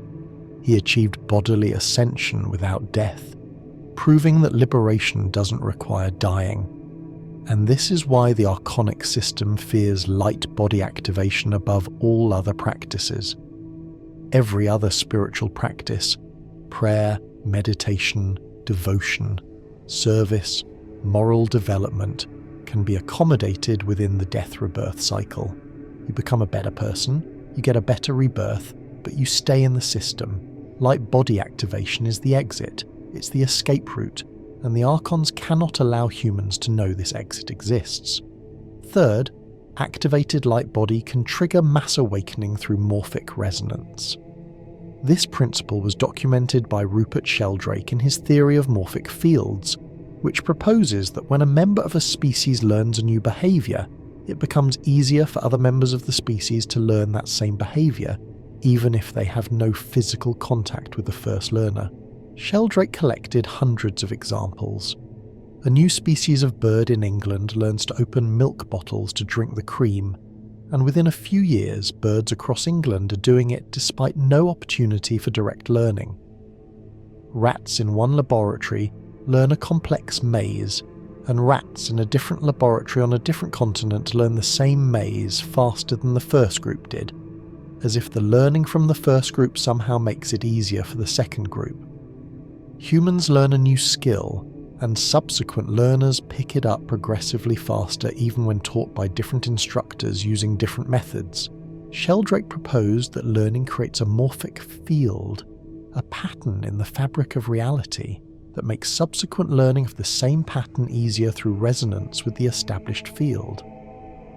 If Sheldrake's theory is correct, and the evidence strongly suggests it is, then every person who achieves light body activation creates a morphic field that makes it easier for the next person to achieve it. And as more people achieve it, the morphic field strengthens, and the practice becomes progressively easier, until eventually it becomes spontaneous for large numbers of people. This is what the archonic system fears most. Not that a few isolated mystics achieve liberation, but that liberation becomes contagious. One person demonstrates physical transformation into light. Witnesses see it and realize it's possible. Some witnesses begin practicing. A few achieve results. Their achievement makes it easier for the next group. The morphic field strengthens with each activation, and eventually you reach critical mass where the practice becomes so easy that ordinary people with minimal training start achieving results. At that point, the prison breaks open. Mass awakening, mass liberation, the end of the archonic control system. Jesus understood this. He activated his light body in front of witnesses specifically to show them it was possible, to establish the morphic field, to make their future activation easier. He knew that by demonstrating the practice openly rather than achieving it in solitary seclusion, he would create a template that would ripple forward through time, making it progressively easier for future practitioners to achieve the same transformation. This is why the suppression has been so thorough. It's not enough to prevent people from practicing. The archonic system must prevent people from even knowing the practice exists, must prevent them from seeing or hearing about anyone achieving results, because knowledge that it's possible is itself a morphic field that makes achievement easier. The more thoroughly the practice can be hidden, the harder it becomes for anyone to achieve it independently. But now the information is re-emerging. The Nag Hammadi texts were discovered in 1945 and have been available to scholars and interested readers for decades. The Dead Sea Scrolls were discovered in 1947 and have been progressively published and studied. Academic biblical scholarship has documented the mistranslations and theological biases in standard Bible translations. Neuroscience has confirmed that meditation practices produce profound changes in brain function and structure. Quantum physics has established that matter and energy are convertible. The Tibetan rainbow body tradition has been documented by Western observers. All the pieces are available now for reconstructing the practice that Jesus demonstrated on Mount Tabor. The suppression is breaking down. The morphic field is reactivating. And this is why you found this information now, not by accident, but because the conditions are right for this teaching to re-emerge. The text describes the immediate aftermath that reveals the stark contrast between the frequencies Jesus could access and the reality most humans inhabit. Luke 9:37 says, "On the next day when they had come down from the mountain, a great crowd met him." Down from the mountain, back into dense frequency, back into the archonic realm. The geographical descent mirrors the frequency descent. The high, clean electromagnetic environment of the mountain summit, where light body activation became possible, down to the valley floor with its accumulated human electromagnetic fields, its collective unconsciousness, its archonic interference patterns, and immediately Jesus encounters a demon-possessed boy the other disciples couldn't heal. The contrast is deliberate. On the mountain, light body activation, interdimensional communication, frequency mastery, conscious access to the highest realms, perfect control over matter through consciousness. In the valley, demonic possession, archonic interference, spiritual warfare, consciousness trapped in matter and unable to free itself, disciples helpless despite their training. Two realms, two frequency bands, and Jesus could move between them at will, which is the ultimate goal of the practice. Not to escape material existence permanently, but to master both high and low frequencies, to operate effectively in dense matter while maintaining access to light body states, to be in the world but not of it. The Gospel accounts show Jesus repeatedly demonstrating this mastery. He walks on water, temporarily raising his body's frequency so it doesn't resonate with water's density. He appears and disappears from locked rooms after resurrection, shifting frequency so he becomes material or immaterial at will. He reads thoughts and perceives future events, accessing information available in higher frequency dimensions. He heals instantly, transferring high-frequency coherent energy to sick bodies and restoring their optimal patterns. He raises the dead, apparently able to call consciousness back into bodies and restart biological function even after death has occurred. He transfigures on the mountain, fully transforming into light while maintaining form and awareness, and he teaches his disciples that they should be able to do greater works than these, John 14:12, explicitly stating that his demonstrations aren't unique to him, but are examples of what trained humans can achieve. But the disciples never achieved Jesus' level of mastery, at least not according to the canonical gospel accounts. They perform some healings, they cast out some demons, but they don't walk on water, don't transfigure into light, don't raise the dead, don't demonstrate the range of abilities Jesus displayed. Why? Either Jesus was lying when he said they would do greater works, or the disciples failed to practice effectively, or the gospel writers omitted accounts of the disciples' achievements, or the teaching was incomplete and Jesus didn't have time to fully train them before his death. The Gnostic texts suggest the last option, that Jesus had much more to teach but was killed before he could complete the transmission, and only a few students like Mary Magdalene, Thomas and Philip received the advanced teachings, while Peter and the disciples who built the institutional church only received the preliminary training. The Acts of John, an apocryphal 2nd century text, includes a passage where John describes Jesus appearing in multiple forms simultaneously. Sometimes, when I meant to touch him, I met a material and solid body. But at other times, again, when I felt him, the substance was immaterial and as if it didn't exist at all. And if at any time he was invited by some Pharisee and went there, we went with him. And there was set before each one of us a loaf by those who invited us, and he also received one. But his own he would bless and divide among us. And from that little each of us was filled, and our own loaves were kept whole, so that those who invited him were amazed. Jesus is described as having variable materiality, sometimes solid, sometimes immaterial, and performing materialization miracles with food. This suggests Jesus could control his body's density and frequency at will, and could manipulate matter at the quantum level to produce apparently miraculous effects. These aren't supernatural miracles requiring divine intervention. These are natural abilities that emerge when consciousness achieves sufficient mastery over matter through practices that most humans never attempt. So how do you begin? Not by believing anything, not by joining anything, not by waiting for special initiation or divine grace. You begin by treating this as investigative practice, test the techniques, observe what happens, proceed based on your direct experience rather than anyone's authority. The progression moves through clear stages that build systematically on each other, with each stage producing verifiable effects that confirm you're on the right track. The timeline for this progression varies enormously, depending on your starting point, your practice consistency, your lifestyle factors, and variables we don't fully understand. Some practitioners report significant effects within weeks. Others practice for decades before achieving deep results.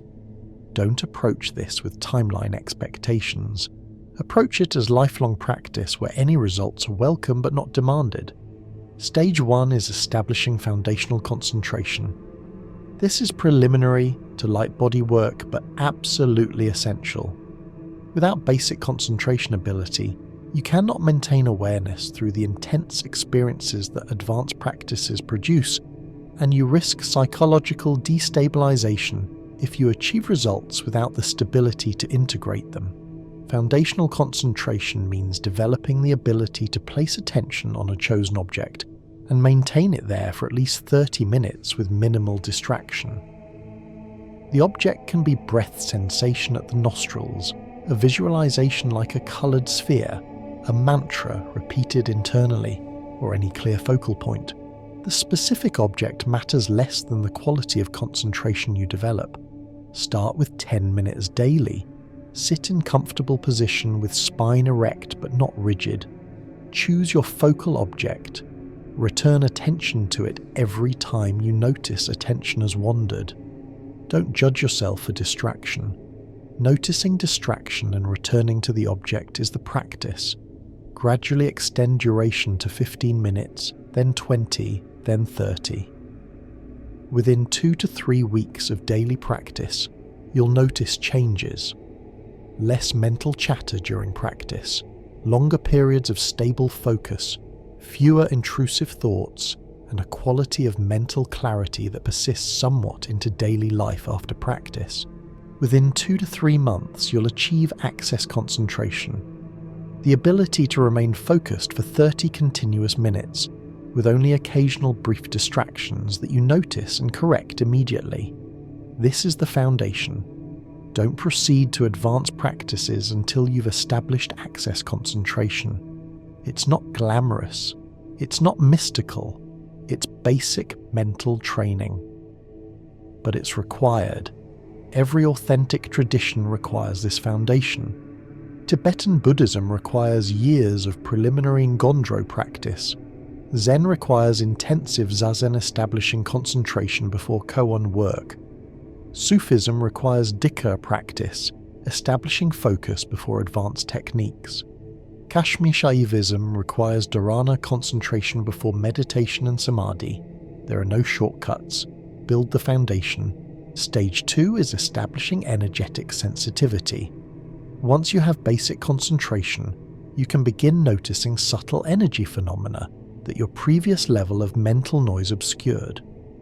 During your meditation practice, after establishing concentration on your breath or chosen object, expand awareness to include bodily sensations.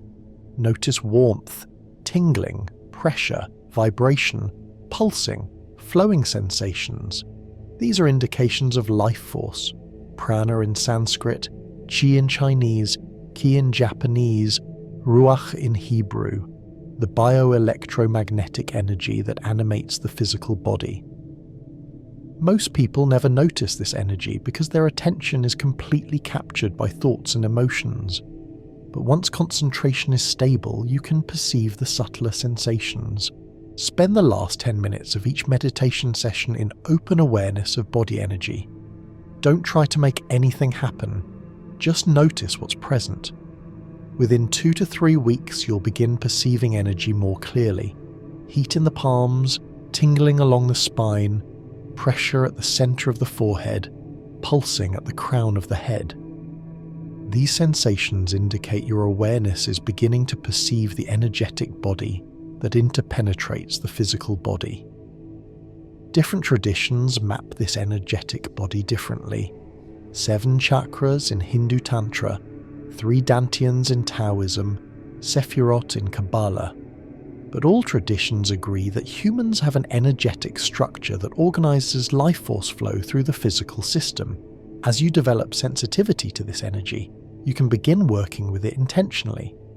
Notice where energy flows freely and where it feels blocked or stagnant. Blocked energy creates physical tension and emotional stuck patterns. Flowing energy creates vitality and well-being. Just noticing energy begins to liberate blocks and improve flow without any complicated techniques. Stage 3 is activating the central channel. In the Hindu Tantric system, this is called Sushumna. In the Taoist system, this is the central microcosmic orbit. In Tibetan Buddhism, this is the Uma. In Kabbalah, this is the middle pillar. Every system describes a central energetic channel running from the base of the spine to the crown of the head, and describes practices for activating this channel as essential for advanced transformation work. The central channel activation technique varies across traditions, but the common elements are concentration at the base of spine or genitals, then slowly moving concentration upward through the center of the body, through the belly, solar plexus, heart, throat, center of head, and crown. You're not imagining energy. You're placing attention at each location and feeling what's present there, then slowly moving attention upward while maintaining sensation of connection to the previous locations. Practice this at the end of your regular meditation session after you've established concentration and energetic sensitivity. Start at the base of the spine. Notice any sensation there: warmth, pressure, tingling, or just the feeling of attention focused at that location. Spend several breaths there, then move attention to your lower belly, about 2 inches below the navel, internal depth. Notice sensation there. Maintain some awareness at the base of spine while adding awareness at the belly. Both locations simultaneously present in awareness. Then add solar plexus, maintaining awareness at both previous locations. Then heart center, middle of chest, then throat, center of throat internal depth, then center of head, pineal gland location, then crown, top of head. At the end, you have awareness simultaneously present at all locations, feeling them as connected points along a central vertical axis through the body's core. Within several weeks of daily practice, you'll begin feeling the central channel as an actual experiential reality, not just a series of points you're attending to. It feels like a column of energy running through your core, sometimes warm, sometimes tingling, sometimes pulsing, sometimes like interior space or openness. This is the central channel awakening. Once it's established, energy can flow more powerfully through your system, and you can begin accessing higher states more easily. You're creating the infrastructure for light body activation. Think of it like installing high-voltage electrical wiring. The preliminary concentration work stabilizes your system so it doesn't overload. The energetic sensitivity work helps you perceive the existing circuits. The central channel work installs the main power line that will eventually carry transformational energy. Stage 4 is pineal activation, which is where we begin directly working with the light body mechanism. The pineal gland is your biological light receptor and light generator. It responds to external light through the eyes, producing melatonin in darkness and suppressing melatonin in brightness to regulate circadian rhythms. But it also responds to internal practices, producing DMT and other neurochemicals when stimulated through meditation and breathing techniques. Your practice now focuses specifically on activating pineal function beyond its baseline circadian regulation role. The technique builds on everything you've established. Concentration holds focus, energetic sensitivity perceives response, central channel provides the energy pathway, and now you direct all of this toward the pineal gland at the center of your head.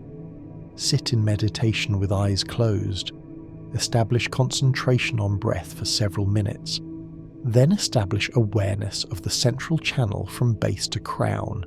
Then focus attention specifically at the center of your head, the geometric midpoint of your skull, about 3 inches behind your eyebrow center and 2 inches above the roof of your mouth. This is the approximate pineal location. Place attention there gently but continuously. Don't strain, don't force. Just rest awareness at that point while maintaining relaxed breathing. You may begin feeling pressure, warmth, tingling, or pulsing at this location. These sensations indicate blood flow, increasing to the pineal area in response to your focused attention. Increased blood flow brings increased oxygen and nutrients, which supports the pineal gland, increasing its metabolic activity and neurochemical production. Some practitioners add visualization. Imagine a small sphere of light at the pineal location, about the size of a pea, glowing white or golden or violet. Hold the visualization while maintaining the felt sense of attention at the location. The visualization gives your mind something concrete to focus on and seems to enhance the activation effect, possibly because the visual cortex generates actual electromagnetic patterns that influence the pineal gland's electromagnetic environment. Other practitioners add internal sound, humming at a pitch that creates vibration felt at the center of the head, or internal repetition of a mantra like Om or a syllable from the Pistis Sophia sounds. The vibration seems to mechanically stimulate the pineal tissue and the calcite crystals deposited there. Experiment with visualization alone, sound alone, or combining them. Find what produces the strongest sensation for you. Practice pineal activation for 20 minutes daily, ideally in early morning after waking or late evening before sleep, times when the pineal is naturally more active due to circadian rhythms. Within several weeks you'll notice unusual visual phenomena with eyes closed during meditation, colours, geometric patterns, lights appearing and moving, sometimes vivid imagery, a sense of pressure or fullness in the centre of the head that persists beyond meditation sessions, changes in sleep patterns, more vivid dreams, more frequent lucid dreams where you're aware you're dreaming, sometimes spontaneous wake-induced lucid dreams where you enter dream state directly from waking consciousness, and shifts in perception, colours appearing more vibrant, patterns more noticeable, coincidences more frequent, intuitive knowing about people and situations. These are all indicators that pineal function is increasing beyond baseline. Continue this practice consistently. Pineal activation is dose-dependent.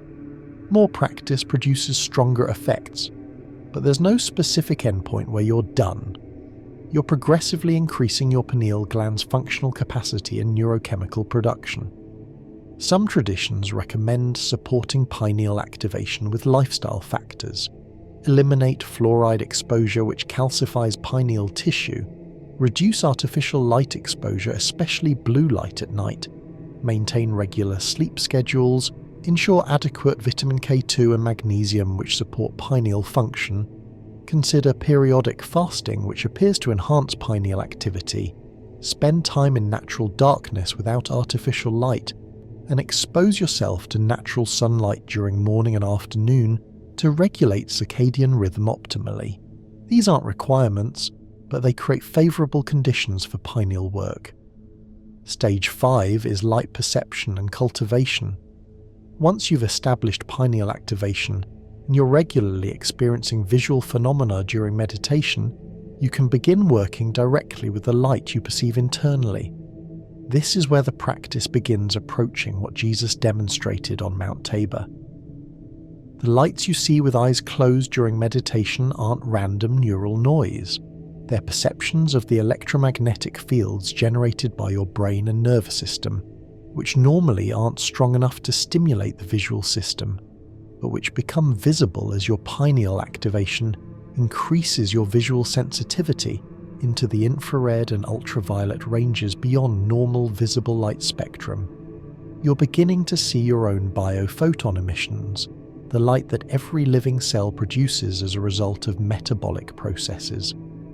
German biophysicist Fritz Albert Popp documented in the 1970s that all living cells emit extremely weak light signals called biophotons, electromagnetic radiation, in the visible and ultraviolet range produced by metabolic chemical reactions. These emissions are far too weak to see with normal vision, but sophisticated photomultiplier instruments can detect them. Popp found that biophoton emissions aren't random, but are highly organized, coherent light signals that appear to coordinate cell functions and communication throughout the organism. He proposed that biophotons function as the body's main communication system, carrying information faster and more efficiently than chemical signaling. Healthy cells emit more coherent biophotons. Sick or dying cells emit chaotic biophotons. Cancer cells show distinctly disrupted biophoton patterns. Meditation practices appear to increase biophoton emission and coherence, which may be why meditators report health benefits and why advanced meditators literally begin glowing as their biophoton emissions strengthen to visible levels. Your practice now is to perceive the light you're generating and to consciously increase it. During meditation with pineal-focused concentration, observe whatever lights or colours appear in your inner vision.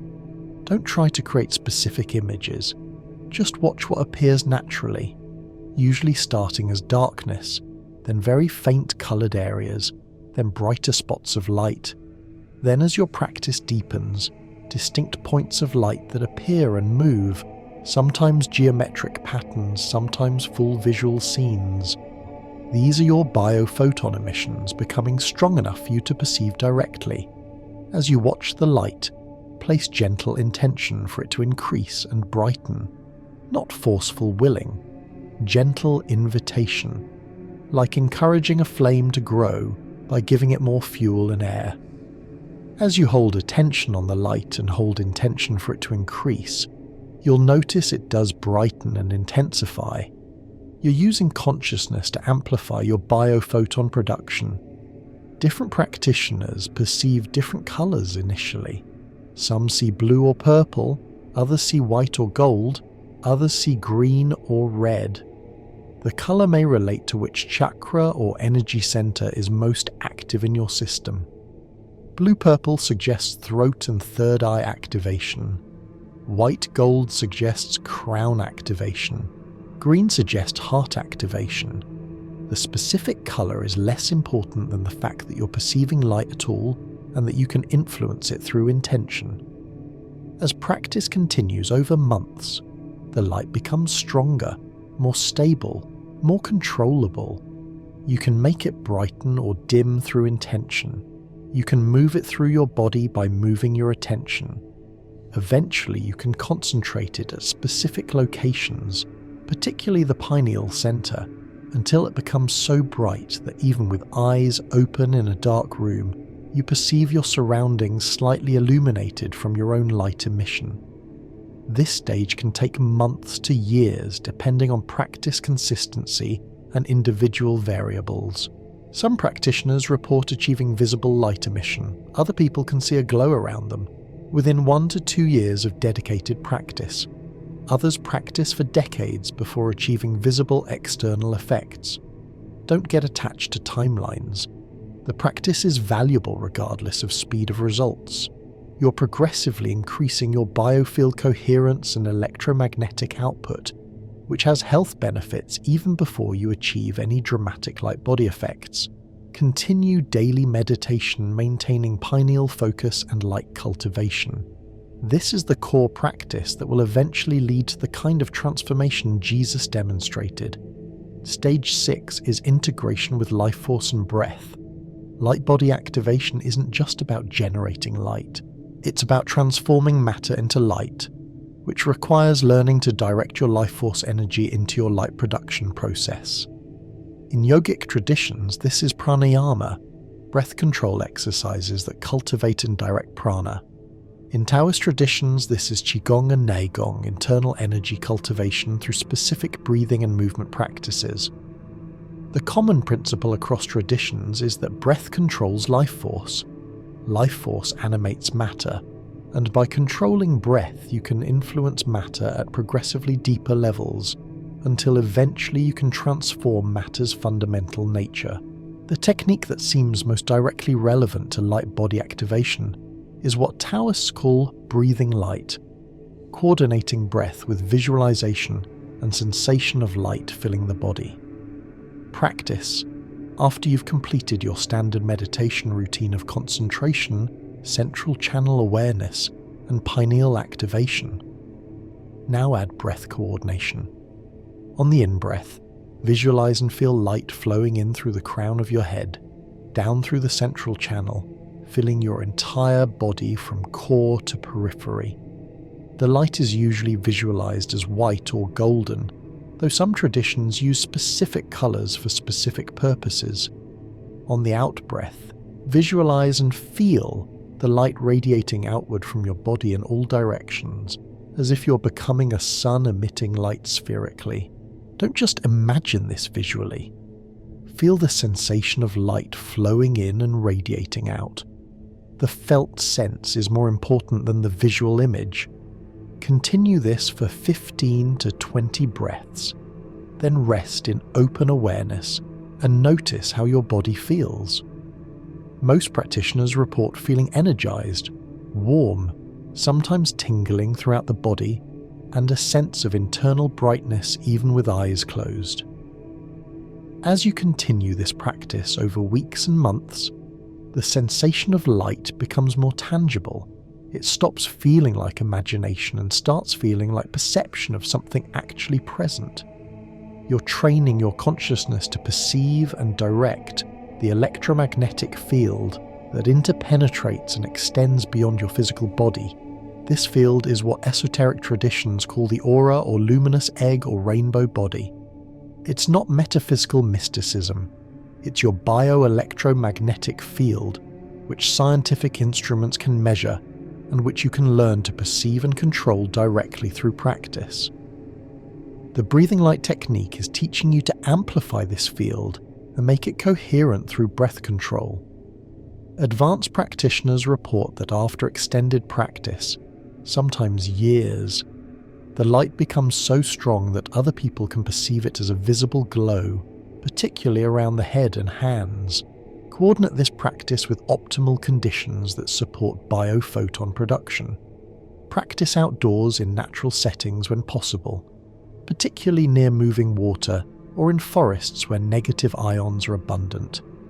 Practice during early morning or twilight when the Earth's electromagnetic field shows specific patterns that seem to support altered states. Practice on elevated terrain when possible, following Jesus' example of using mountains. Practice in groups with other practitioners where field effects can amplify through resonance.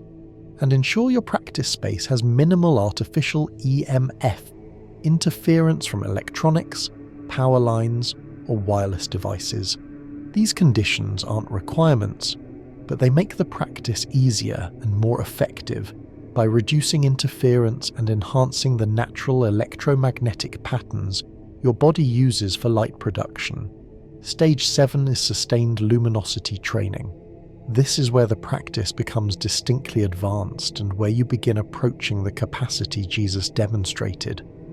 Up to this point, you've been cultivating light during meditation sessions, but the light fades when you return to normal consciousness. Sustained luminosity means maintaining the activated state for progressively longer periods until eventually you can maintain it continuously, even while performing ordinary activities. This requires a level of concentration, energy cultivation, and nervous system resilience that takes most practitioners years to develop. Don't attempt this stage until you've thoroughly established all previous stages.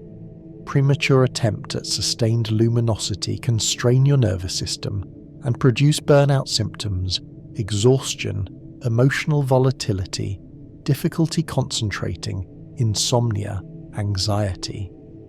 The technique is simply extending your meditation session duration progressively while maintaining the combined practices: concentration plus energetic awareness plus central channel activation plus pineal focus plus light cultivation plus breath coordination.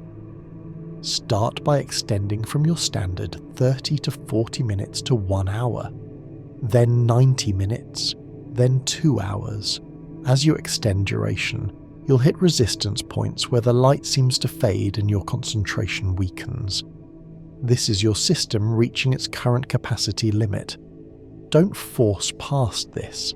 Instead, practice right at the edge of your capacity, maintaining the state as long as you can, then releasing and resting. Your capacity will gradually extend through repeated practice, the same way muscle endurance increases through training at the edge of current capacity. Some traditions use retreat formats to accelerate this training. 3-day retreat practicing 8 to 10 hours daily, week-long retreat, month-long retreat, or in extreme cases 3-year retreat in isolated mountain caves practiced in Tibetan Buddhism. Retreat formats allow intensive practice without daily life interruptions and can produce dramatic progress, but they require support structures, someone bringing food, handling logistics, ensuring safety, and they risk destabilization if the practitioner isn't adequately prepared. For most practitioners, gradual progression practicing 1 to 2 hours daily is safer and more sustainable than intensive retreat formats. You're building permanent capacity, not temporary peak experiences. Sustainable progress is more valuable than dramatic breakthroughs followed by crashes. As your sustained luminosity capacity increases over months and years, you'll notice the light state begins bleeding into your daily life. You maintain some degree of internal brightness even when not formally meditating. Your perception has a quality of clarity and vividness that wasn't present before practice began. People may comment that you seem to glow, or that your presence is calming or energizing. These are signs that your biofield has permanently strengthened, and that you're beginning to maintain elevated frequency even during ordinary activity. This is the foundation for eventual light-body transformation. You're training your system to sustain high-frequency coherent states for extended periods, which is required before attempting the kind of complete transformation Jesus demonstrated. The ultimate goal, the transformation Jesus achieved on Mount Tabor, is matter, converting to light while maintaining form and consciousness. This is beyond where most practitioners ever reach, and honest teachers admit we don't fully understand how this final transformation occurs. The accounts from practitioners who have achieved rainbow body suggest it happens spontaneously, after decades of practice when conditions are right, not through any specific technique that can be taught step by step, but the accounts do provide some pattern. The practitioner typically enters a final extended retreat, sometimes announcing in advance that transformation is coming. They enter deep meditative absorption, maintained for days while biological function slow dramatically. Witnesses report the room filling with light and unusual fragrances. The body becomes luminous and may levitate, and over several days to a week, the body progressively dissolves into light until only hair and nails remain, or in the most complete cases the body disappears entirely. Jesus demonstrated something even more advanced: reversible transformation. He converted to light, maintained the state long enough for the disciples to witness, and for extended interaction with Moses and Elijah to occur, then converted back to normal matter. This suggests a level of conscious control that goes beyond even rainbow body achievement, which is typically a one-way transition at death. We don't have clear instructions for how to train reversible transformation, because the practitioners who achieve irreversible transformation at death obviously cannot teach what comes next, and Jesus was apparently killed before he could complete the training of his disciples. But the implication is that light body activation isn't an all-or-nothing transformation. It's a spectrum of capacities that can be trained progressively, generating light internally, sustaining that light for extended periods, making the light visible externally, increasing the light until the body begins to appear luminous, and eventually mastering the transformation completely so it can be performed voluntarily and reversibly. This is lifelong practice. You're not going to achieve Jesus' level of mastery in a few months or even a few years of practice, but you can verify that the practice produces real effects at every stage. Concentration improves mental clarity and emotional stability within weeks. Energetic sensitivity develops within months. Central channel activation creates tangible felt sense of internal energy within several months. Pineal activation produces unusual perceptual effects within several months to a year. Light cultivation produces visible internal light within 1 to 2 years. Sustained luminosity begins developing within 2 to 5 years. And who knows how long the final transformation takes because so few practitioners have achieved it. The practice is valuable regardless of how far you progress. Every stage produces benefits, and if you don't achieve light body transformation in this lifetime, you're building momentum that may carry into future lifetimes if reincarnation operates as many traditions teach. Common obstacles appear at every stage of practice and need to be addressed practically, rather than being seen as signs you're not meant for this path. Difficulty maintaining concentration is almost universal initially. Don't judge yourself, this is normal. Just patiently return to the object of concentration every time you notice distraction. With consistent practice, concentration stabilizes. Physical discomfort during extended sitting can be addressed by experimenting with different postures, Chair sitting is fine if floor sitting causes pain, and you can alternate between sitting and walking meditation to avoid strain. Emotional upheaval often emerges as practice deepens and previously suppressed material surfaces. This isn't a problem, this is healing. Work with a therapist if the material is overwhelming. Don't try to meditate through serious psychological trauma without professional support. Spiritual bypass is the tendency to use meditation practice to avoid dealing with practical life problems or difficult relationships. If you notice yourself using practice as escape, step back and address the life issues before returning to intensive practice.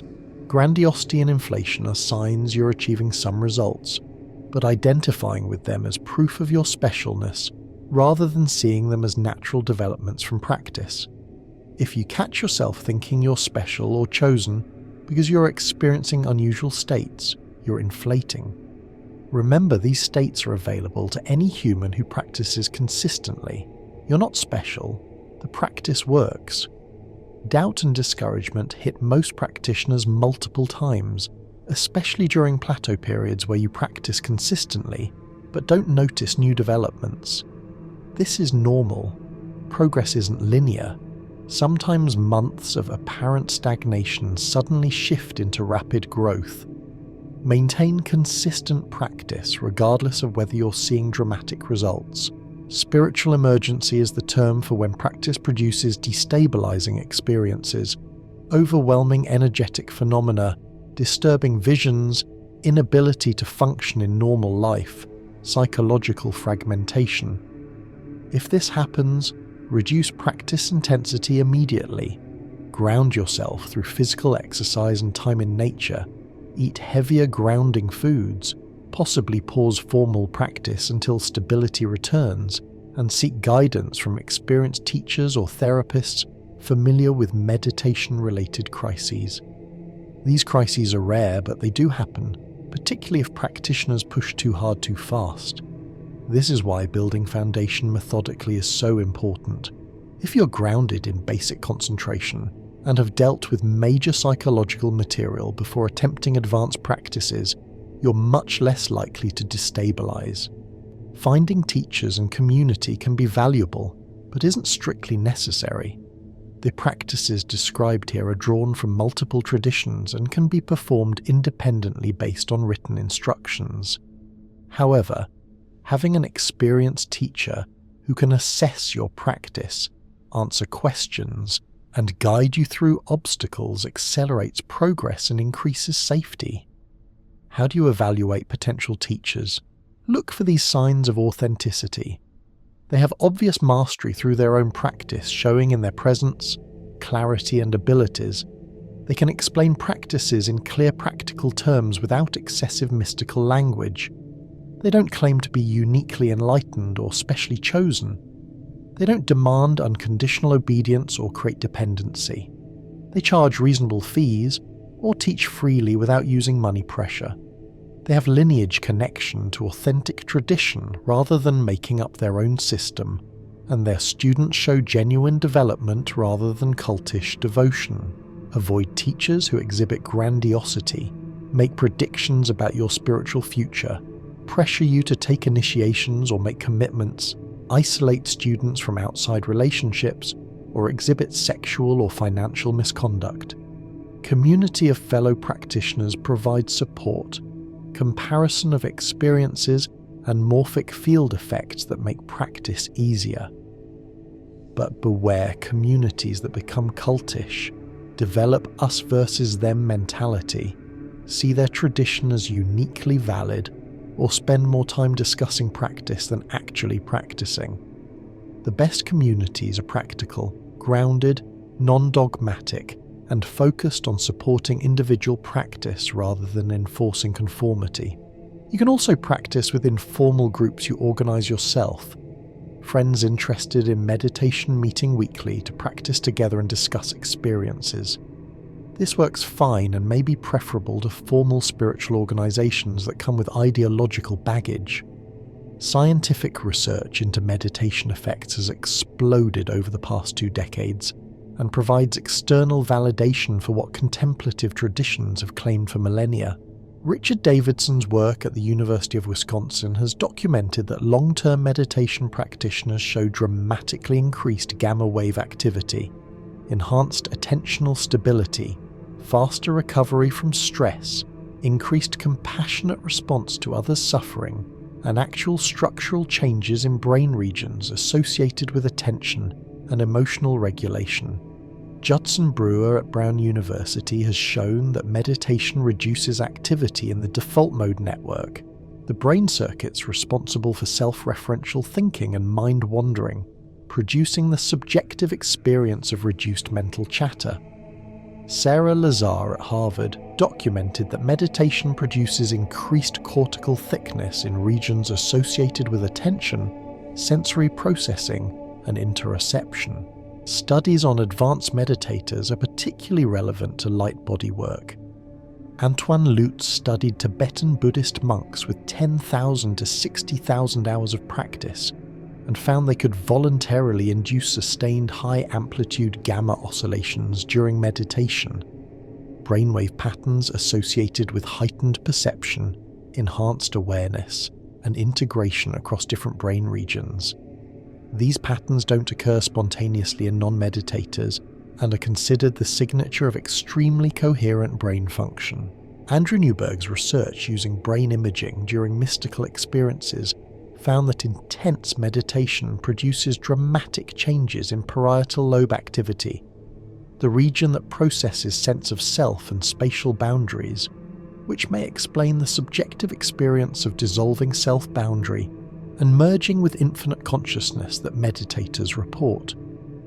And multiple studies have documented that meditation produces measurable changes in gene expression, altering which genes are active and which are suppressed, meaning meditation produces changes at the molecular level that ripple outward, affecting cellular function, tissue health, and ultimately the whole organism. The biophoton research is particularly suggestive for light body work.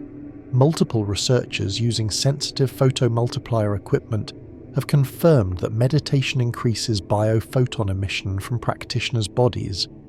Roland van Wyk in the Netherlands found that experienced meditators emit significantly more coherent light than controls during meditation. Jingxiang Han in China documented that Qigong masters emit dramatically increased biophotons from their hands during healing work. The emission isn't just increasing in quantity, but in coherence. The light becomes more laser-like rather than incoherent. And remarkably, some studies show that people in proximity to meditators who are emitting strong biophotons show measurable increases in their own biophoton emission, confirming the field effect principle and morphic resonance that Sheldrake proposed. None of this proves that complete light body transformation is possible. Science hasn't studied practitioners during rainbow body achievement because the phenomenon is rare, and practitioners typically dissolve in solitary retreat without scientific observers present. But the research confirms that meditation produces real, measurable changes in brain function, electromagnetic field emission, and even gene expression.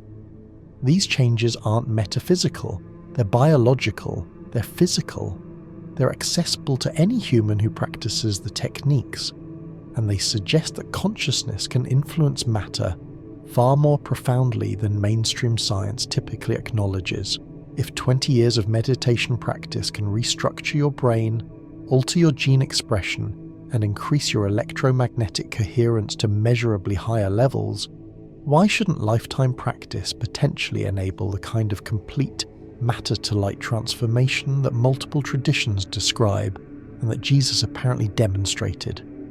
Your relationship to this material should be experimental rather than faithful. Don't believe it because I'm claiming it, or because ancient texts describe it. Test the practices. See what happens. Use your direct experience as the validation. If you practice concentration training consistently for a month and notice improved mental clarity and emotional stability, you've verified that this component works. If you practice energetic cultivation and begin perceiving subtle energy sensations you never noticed before, you've verified that component works. If you practice pineal activation and begin experiencing unusual visual phenomena and dreams, you've verified that component works. Build your confidence in the overall framework through verifying each piece empirically. And if you practice components consistently without experiencing the described effects, either the instructions are inadequate or you're applying them incorrectly, or there's a missing element we don't understand yet. Don't force belief in something you're not experiencing. Adjust the practice, seek better instruction, or conclude that this particular path may not be optimal for you. The implications of this teaching are profound beyond the individual transformation potential.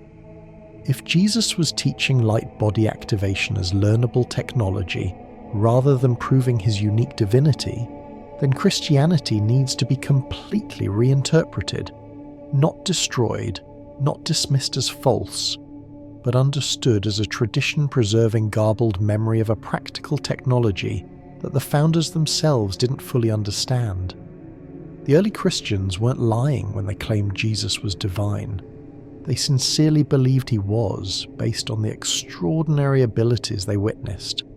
But they misinterpreted those abilities as proof of unique godhood rather than demonstration of human potential, and they built a theological structure on that misinterpretation which has dominated Western culture for 2,000 years.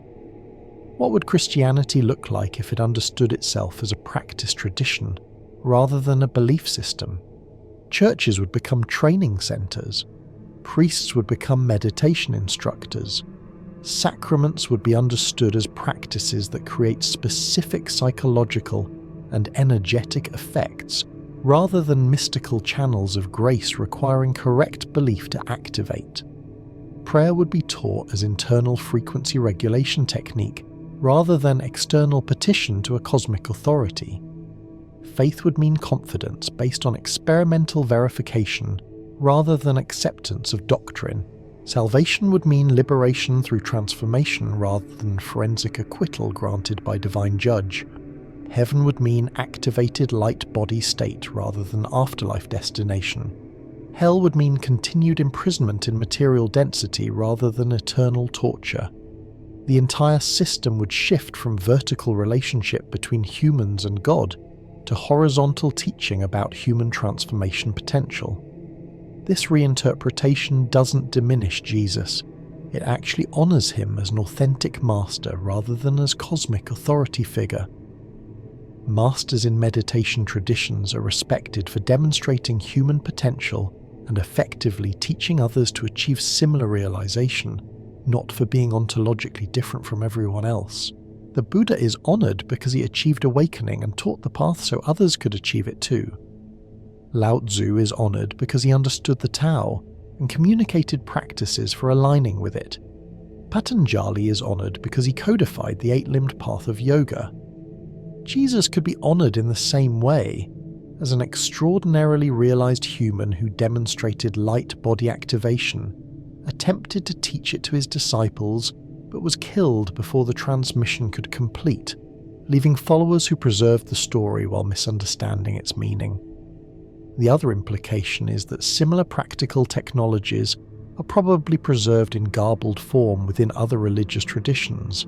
Islam's descriptions of Muhammad's night journey and ascension through the seven heavens sound like astral travel, or like body projection rather than physical miracle. Hindu mythology's stories of rishis materializing and dematerializing, flying through the air, living for thousands of years, sound like light body mastery rather than metaphorical poetry. Buddhist stories of arhats and bodhisattvas performing seemingly impossible feats sound like advanced consciousness capabilities rather than divine interventions. Indigenous shamanic traditions around the world describe practitioners transforming into animals, journeying to other dimensions, communicating with spirits, all potentially describing expanded consciousness states achievable through practice. Every tradition may be preserving practical knowledge that later followers converted into religious mythology because they lost understanding of the original practices. If this is correct, Humanity's religious heritage is far more valuable than either religious believers or secular skeptics typically recognize. Religious believers honor the stories but reject the practices as unnecessary because salvation comes through faith alone. Secular skeptics reject the stories as primitive mythology, not recognizing that practical technologies are preserved in coded form. But if we approach religious texts as manuals for consciousness development that have been obscured by theological interpretation, we can potentially extract the practical techniques, test them experimentally, verify which ones produce results, and reconstruct the technologies that produced the original phenomena that impressed witnesses enough that they created religions around the masters who demonstrated them. This is already beginning to happen. Meditation and yoga practices extracted from Hindu and Buddhist contexts are being studied scientifically, practiced by millions of non-religious people, and validated as effective methods for improving mental health, increasing focus, reducing stress, and potentially facilitating profound transformational experiences. Breathwork techniques from multiple traditions are being researched and taught in therapeutic contexts. Shamanic journeying practices are being integrated into psychotherapy. Energy healing modalities based on traditional practices like Reiki and Qigong are being studied and in some cases integrated into healthcare settings. The practical technologies are being separated from the religious frameworks that preserved them, tested empirically, and validated or refined based on actual results. The light body activation technology that Jesus demonstrated on Mount Tabor is the next piece to be extracted, tested, and validated or refined. The information is now available. The practices have been preserved across multiple traditions. The scientific framework exists for understanding the biological mechanisms. The cultural conditions are right. Millions of people dissatisfied with conventional religion, but hungry for genuine spiritual practice, widespread meditation practice establishing foundation, psychedelic research reintroducing people to profound altered states and validating that consciousness transformation is real and achievable. The morphic field is strengthening, the suppression is breaking down, and practitioners around the world are beginning to experiment with these techniques and report results. You're part of this emergence, not because you're special, not because you're chosen, but because you found this information, you recognized its value, and you're willing to test it through practice. Every person who practices these techniques and achieves even preliminary results strengthens the morphic field and makes it easier for the next person. Every person who shares what they learn opens the possibility for others to benefit. Every person who applies the practices with integrity and shares their results honestly helps separate genuine technique from distorted teaching. You're participating in recovering a human technology that was hidden for 2,000 years, not through belief, not through faith, through practice and direct verification. Start tonight. Choose one practice from the foundation stages I've described. Commit to doing it daily for 30 days. Notice what happens. Adjust based on your experience. Then add the next practice. Build methodically. Be patient. Be honest about what you experience and what you don't. Share your discoveries with others who are interested without pressure or evangelism. And maintain humility about what you understand and what remains mysterious. This is how authentic traditions emerge, through communities of practitioners testing techniques, comparing results, refining methods, and gradually accumulating reliable knowledge about what works and what doesn't. The Transfiguration account in Luke 9:29 was never meant to be a spectacle proving Jesus' divinity. It was an instruction manual. Jesus taking 3 prepared students to optimal environmental conditions, entering sustained meditative state, demonstrating complete light body transformation, showing them 2 precedents who had achieved similar states, and teaching that this capacity is accessible through practice. The mistranslations that obscure this teaching are beginning to be exposed. The practices that enable the transformation are being recovered. The morphic field that makes achievement possible is being strengthened. And the technology that the archonic system feared above all others, the exit route from the controlled reality, the method for bypassing the death-rebirth cycle, the practice that triggers mass awakening through demonstration that liberation is possible, is being transmitted again. This is your opportunity, not to believe in someone else's achievement, to achieve it yourself, not to worship masters who demonstrated transformation, to learn from them, not to wait for divine grace, to activate the light body capacity that exists latent in your nervous system, not to join another religious system, to practice a technology that works regardless of what you believe. The Transfiguration wasn't proof that Jesus was God. It was demonstration that humans are light. And that light body activation is your birthright waiting to be claimed through practice, patience, and courage to undergo the same transformation Jesus showed was possible 2,000 years ago on Mount Tabor